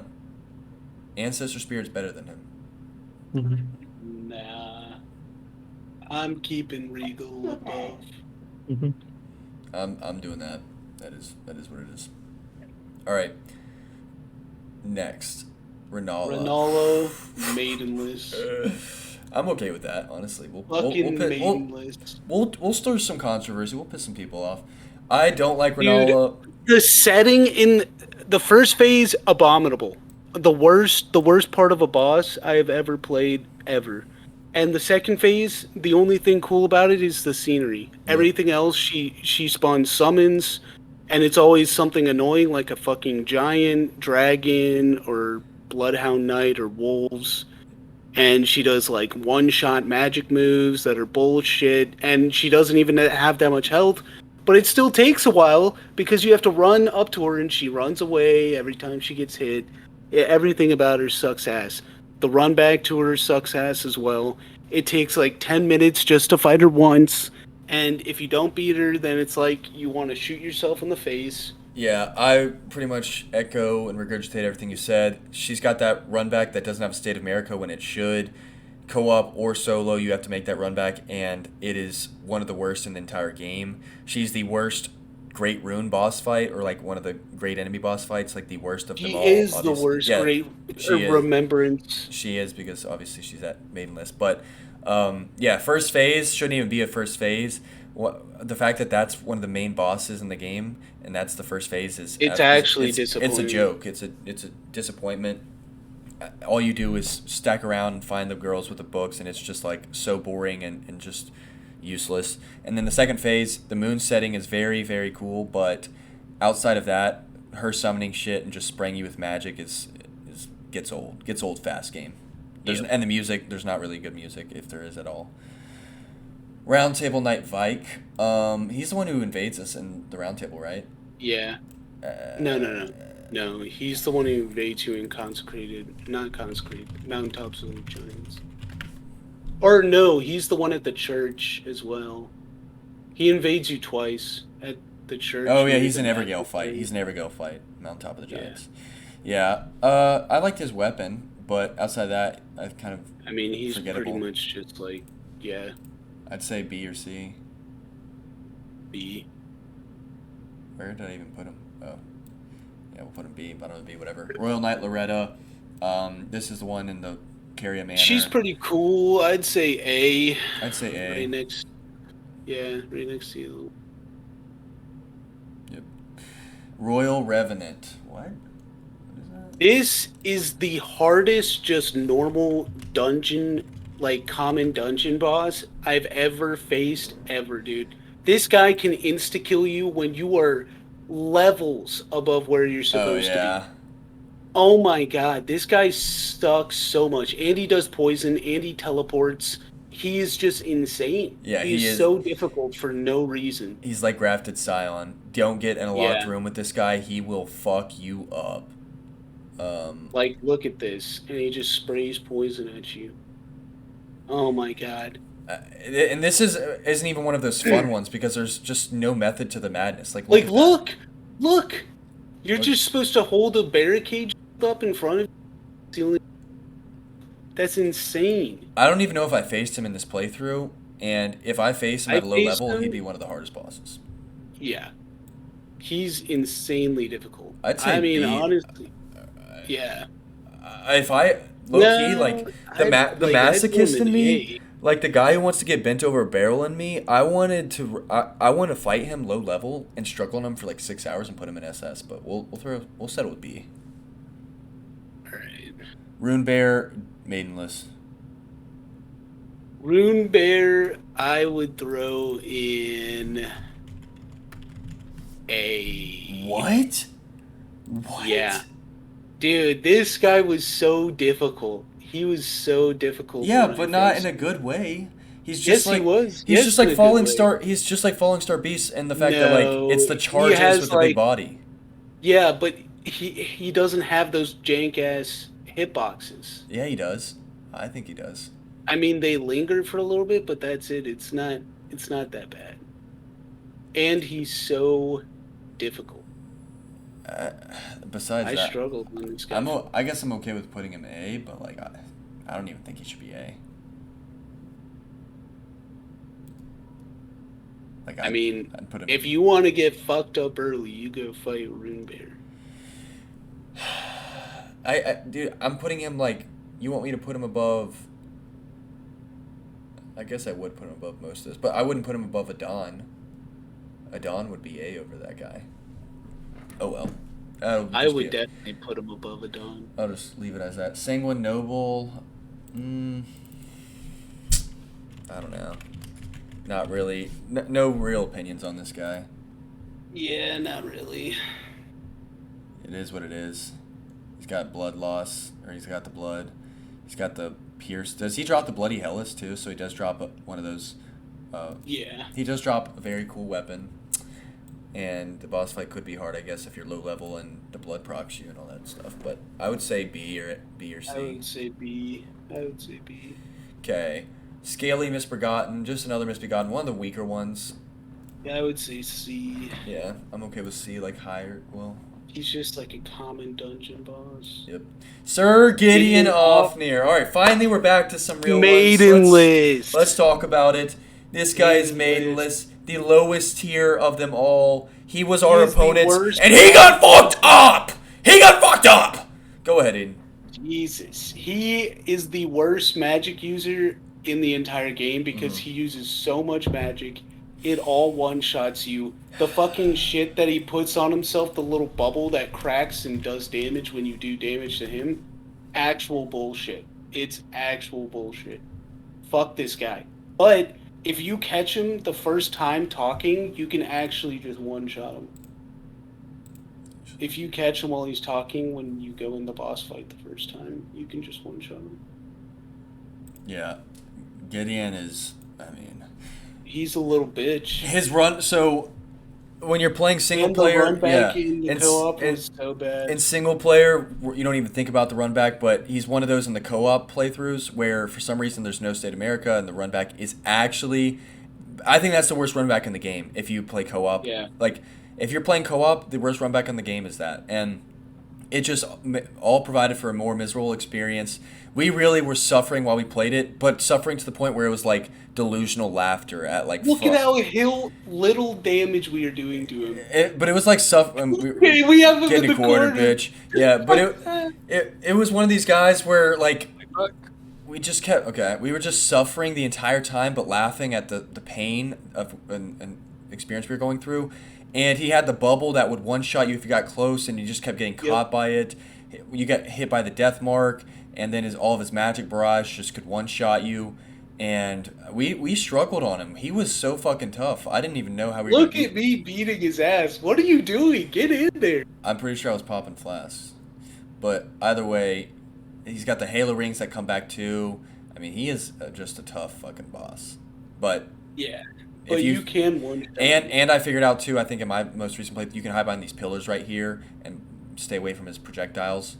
And if you do the Reduvia strat like I was, you can also kind of walk over. God, we just put his ass in the fucking corner. Oh, eBay. Oh yeah, get the tea bags up. And we had look at us. We had the wizard. Costume. We had the wizard hats on. We used everything in our willpower. Oh god, fuck that guy. But like honestly, when I see him in Maidenless, it makes me not want to put him in Maidenless because he's one of those just like the Lake of Rot Dragonkin soldier where he was he was a loathsome experience, but in all the best ways where it's just something you look back at and laugh and you kind of look fondly of it. Yeah. Like sounds like an abusive relationship. Like I would say S tier actually. It does. I would say S tier. I would. If you're thinking about it like that, I would. Because I just don't like seeing him in Maidenless. I think for the trolls, we can say, like, yeah, throw him in Maidenless because of his playstyle and how he uses all the magic. Yeah, but this is the definitive tier list, so we can't do that. So then what, definitively, I would put him as. But it's either, yeah, but I'm not. I would put him as for the memory. He does not belong anywhere in between, though. He's on the extremes. He's either S or he's dog shit. Yep. So I'm leaning towards the S. I'd rather see him in S, like above. I'm throwing him lower. I'm throwing him below Elmer, but he's above the Crucibles. Yeah. He's not as fun to fight as the Crucibles are, but just all my history with him. Okay, Soldier of Godric, training dummy. Yeah. I mean, Maidenless. Well, I guess D. I guess D. No, I'll put him D. He's just forgettable, and that to me, I don't know if I've said it. He's just a normal dude. I don't know if I've said it in like this tier list yet or not, but like my way of thinking is if I spend 3 hours on the boss, and no matter if those hours are good or bad, if my experience is good or bad, if I look at New Game Plus 7, Soldier of Godric. Yeah, if I spend 7 or if I spend multiple hours on a boss, no matter good or bad, there it is. I will cherish that experience more than I will fighting a boss and one-shotting them in 3 minutes. I just will. Even if I have to struggle for 3 hours and I hate it, I will like that boss more because it forced me to do something special to him. And like you don't get that with Soldier of Godric, at least in the opening boss fights. Yeah, he's kind of just like a tutorial. His moves are too slow swinging and easily punishable. He can get staggered. He's just a normal dude. Yep. Who's beefed up. Spirit Caller Snail, I throw him in C tier. Yeah, he's a gimmick. When you finally catch that little slimy ball, you just fuck him up. Little piece of shit. All right, this is another Lawrence one. Stearns Radon. I Is know he it. the You know best? it. Is he the best? He is. I think he's the best. best. I He's think the he's best the boss. best. He's so good. Everything about him is just so Woo! good. The scale, the lore, the story, the fight, the run-up, the event behind him, the fact that he's literally holding back the stars. A ferocious And the line from Gideon Ofnir, Starscourge Radon, the legendary Red Lion and Scourge of the Stars, is a ferocious warrior. That's just peak fiction. You can't beat that. It really is. And- Everything about him is so good. Everything. Literally fucking everything. The only bad thing is that you have to do the arrow shit every fight. I wish the later fights you could just skip the arrow shit. Radon is God, so. and his phase change move where he goes up in the sky and comes down as a fucking rocket launcher. Dude, there's just no real good way to start talking about him. Because there's so much to talk about. History-wise, every single playthrough has been fucking nuts. I remember when I was looking at spoilers for Elden Ring and like the community, everyone was popping off. Radon and Millennia were like the top two. And Radon was really the first one because that's who you ran into first. And he was like, before the nerf, the boss. He was the boss. Like, no, even better than the final boss. Like, everyone talked about him being the most challenging and everything else. His arena, probably the best in the game. I can't think of a cooler one. I mean, it's so massive. The landscape, the legendary battle of all these fallen soldiers. You could technically summon every single one in the game if you want to make it just this grand war and battle. You're in the Caelid Wilds. He's got this dark magic. He's got the dark magic energy, the transition in the comet. Every single phase, first, second phase, he's got multiple phases within each one. His movesets change a lot too in each phase. And, like, oh my god. You can learn the boss fight really well too. Like, you if you watch my videos, like, you'll see I just slowly improved and just kept getting better and better at dodging all of his hits and punishing more and more and being efficient. And he's just one of those that you can do that with. But also, he's still so... You give him one good combo and he'll one-shot you. I mean, I've spent the most time... I just want to face him pre-nerf, man. Yeah. Well, he did get... When we faced him... They rebuffed him, but they didn't go all the way back to where pre-nerf was. Like, I think he's probably... he was so tanky and did so much damage back then. He's probably my second most time spent on a boss in Elden Ring, and I think any boss behind Margit. Because I think I spent probably, 2 hours on him in the first playthrough of the Bleed build. Then we spent, 2 or 3 hours on him again in the co-op. And then... No, we spent longer on him there, bro. So probably 3 or 4. And then here I spent 5.5. Probably 5 hours the first day and then half an hour the second. So I spent a ton of time on him, learning him, and I loved it. Like, that I spent... His weapons are so cool, too. Yeah, and they're good. The dual great swords. They have good uses in PvP and PvE. He's also got one of the most sad, like, cutscenes and lore and just significance in the story. He's just one that you support as, like, an enemy. Like, you wish... Like, he's just a really respectable foe. And, everything about him is perfect. This is, like, the epitome of the best boss in a game. He's the mix of spectacle and mechanically intense boss, and they mixed it in the best way possible. Mm-hmm. They did this one really... He's the full package. One of the best executions. Definitely.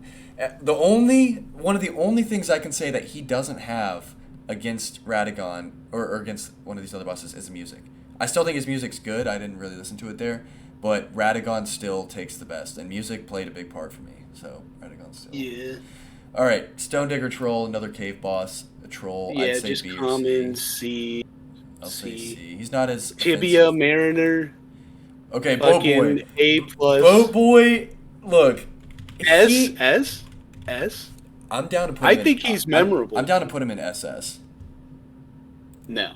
Okay. No. So SS is I don't know what respected area.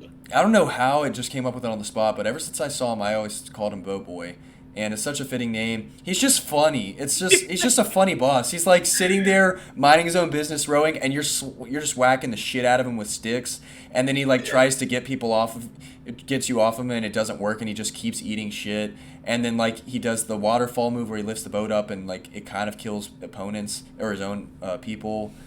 I mean, you never lose against him. You never struggle, so he's not like annoying.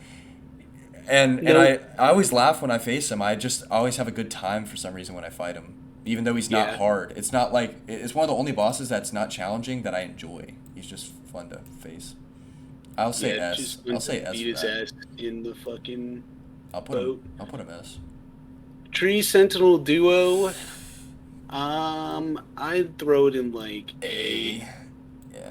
Yeah, but there's nothing really much to talk about, just 2 Tree Sentinels. But Tree Sentinel, we have a lot to talk about with this guy. I might throw him S. I'm okay with S. He is just like Dragonkin Soldier, like yeah. For me. Well, getting him and seeing him as the first like big boss you come across besides for Grafted Scion, and then you face him and you're like, oh my god, this is impossible. And yeah, I mean, you eventually have to just run by or just beat him through sheer will. Yeah, he's one of those just like Dragonkin Soldier or like he will clap your cheeks. He's one where I hate fighting him. Like it is such a fucking disgusting experience for me, and I want to throw up in my mouth every time I have to get hit by his stupid ass shield. When he bashes me with his shield or his horse, I literally get so fucking mad. I'm pretty sure this is one of the bosses I've broken glasses on. I've fucking hurt my knuckles on. Like, I will take it out on anything in sight because of this boss when I get hit by his moves. They're just so goddamn infuriating when you get touched by, like, one of his axe swings and all that. And this third playthrough, I'm, like, using Flame of the Red Mane. I'm, like, using OP, bully shit on him to stagger him OP continually, and I still struggled. I faced him. I edited this video. I spent an hour on him in this playthrough.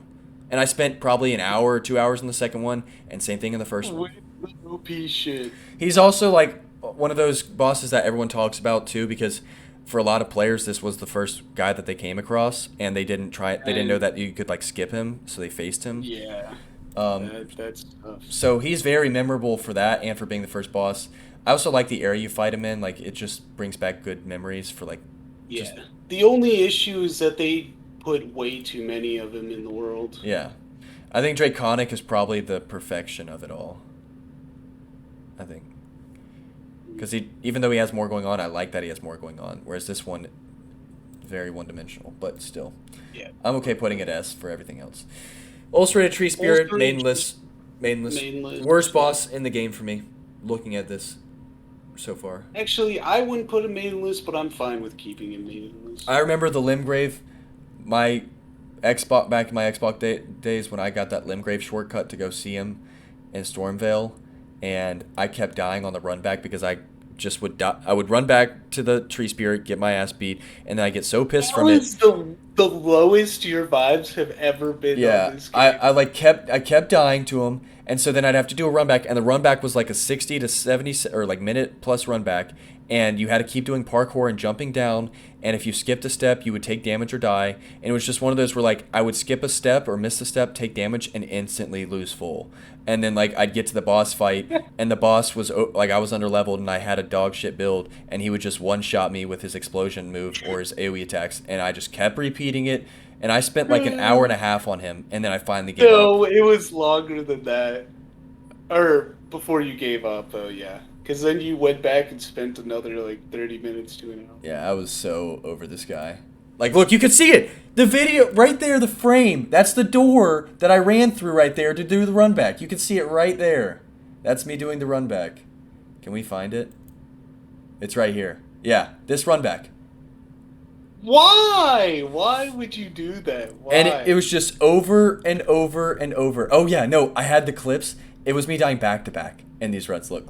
You have, oh yeah, the And time where dude, you died three dude, times in a bro, row. Bro, I keep forgetting now that I have the PC, but this was on Xbox, and the transition screens, like the loading screens, were unbelievable. They were like 30 seconds minimum. When I died, every single time, whether it was to a boss or fall damage, whatever, it took forever to get back in the game. Like, watch, you're gonna see me die here. Why? Look, Why? I'm already losing would full. do You see me this? die here, right? What? And then look, okay, that's 940 when I die right there, okay? Let's look at the cutscene, 942. It took, look at that, 26 seconds, 27 seconds to get back into the game. And then look, I come back over here, and it's like I just spawned in from dying, from falling off the fucking thing, and I'm He's just so bad at this, man. minding my business, and I just lost full. Oh my god, did. you just walked off the edge. I was so pissed that night. This is one of the worst bosses of the game for me. It is the worst boss of the game for me. Valiant Gargoyles, I'd say main list as well. I would too. I'd put it in the top though, just because I think Yeah, they're funny. top of main list. Watching Ludwig suffer against them over 100 deaths is one of the That's funniest moments. fucking hilarious. Just watching someone lose their It is mind. such a bad 2v1 boss fight. That's what makes it maidenless, because there Yeah. are 2v1 boss fights that we have higher up, but that's because they're executed well and they're not intrusive. This one's Like, intrusive. dude, this guy, the other one sprays poison at you. Yeah, And and you just have to dodge it, and then you're getting hit by the other guy. Oh my god. And they're so resistant to every form of damage. It sucks ass. they hit like a truck. Davis broke his toe right before this fight.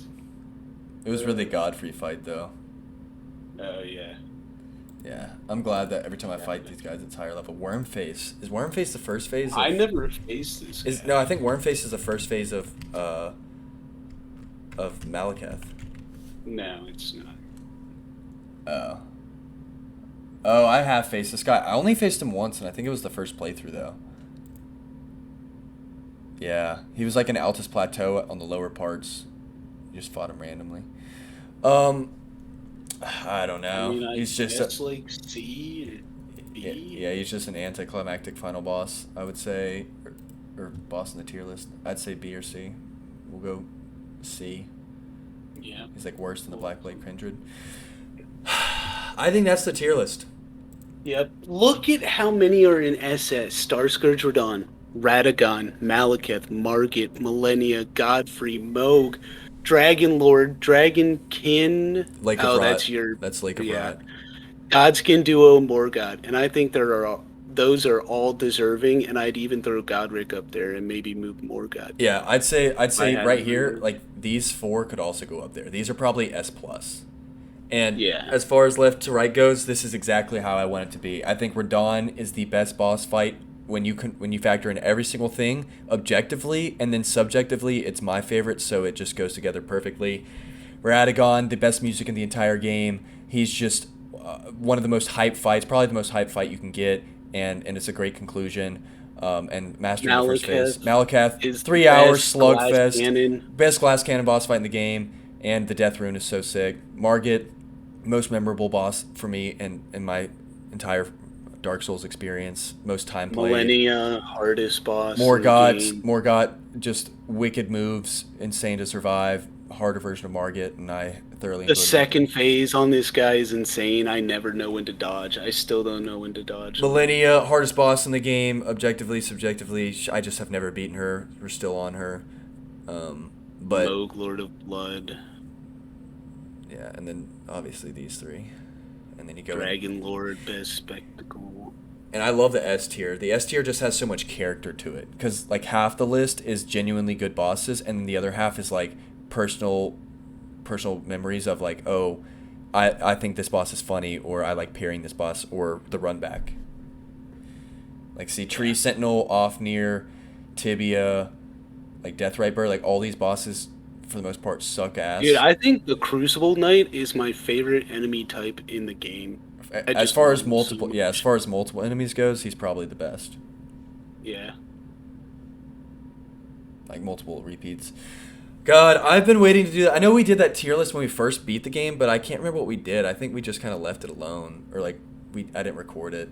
But I'm so glad. Well, we put like half of them in haven't played yet. Yeah, so. that was the other thing. We hadn't finished the game, but I'm so glad that we finally did, and we beat the game on this third playthrough. And I'm pretty impressed with this tier list here. I think for the most part it's grounded. We don't have too many hot takes, and most people might agree.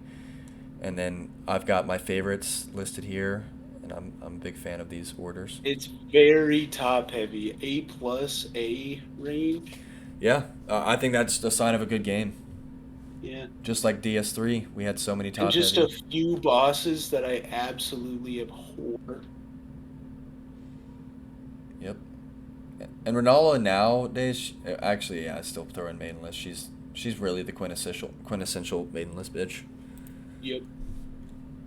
And the other ones are just in there because they have Scarlet Rot. Except for Valiant Gargoyles, fuck them too. And shout out to the Halig Tree. That was such a cool dungeon or Yeah. area. God, Yeah. imagine when the DLC comes out and there's like 30 bosses and we get to rate the DLC bosses, and they're better than the originals. Yeah. God. I wonder if Imagine, the like, DLC would be. Dark Souls 3 step up to Dark Souls 3 DLC bosses. Yeah, because like That is a huge leap. compare All of the DLC bosses are amazing in Dark Souls 3. Yeah, try and compare Dark Souls 3 base game to Dark Souls 3 DLC. It's like you got what, Nameless King and Soul of Cinder up against, and maybe you could throw, who else could we throw in there to fight for like the best bosses? Abyss Watchers, Yorm the Giant. I wouldn't throw Yorm in there. Just Uh, like for the DLC, you've got Sister Freed, Gale, and Midir. no, you got Sister Freed, Demon Prince, Gale, Midir, and I guess you just missed. And they're up Demon against like Soul of Cinder, and Nameless King. Nameless King, Abyss Watchers. Like, but the point is, the DLC stepped it up because you could argue Sister Freed and Slave Knight Gale are the best boss fights in the game. Nameless King could be like right there with it. But I think it's like those three, and two of them are in the DLC. So it'd be so cool to see Elden Ring. Like, what if they just somehow bring it and elevate the game to where their DLC, like their bosses, for instance, maybe they've got one boss better than Starscourge or Dawn, and then they've got two that are like also SS tier, just not better than. I mean, I would love it if every boss in the DLC, like every main story boss, is SS. Yeah. Because that's pretty much what it is for. Besides Millennia For DS3. and Rykard. Millennia and Rykard, or not Millennia. No, but Renala besides and for Rykard. DS3, that's how it is for DS3 DLC, except for Midir. Well, also, what's The Grave Champion, Yeah. whatever. Yeah, fuck that guy.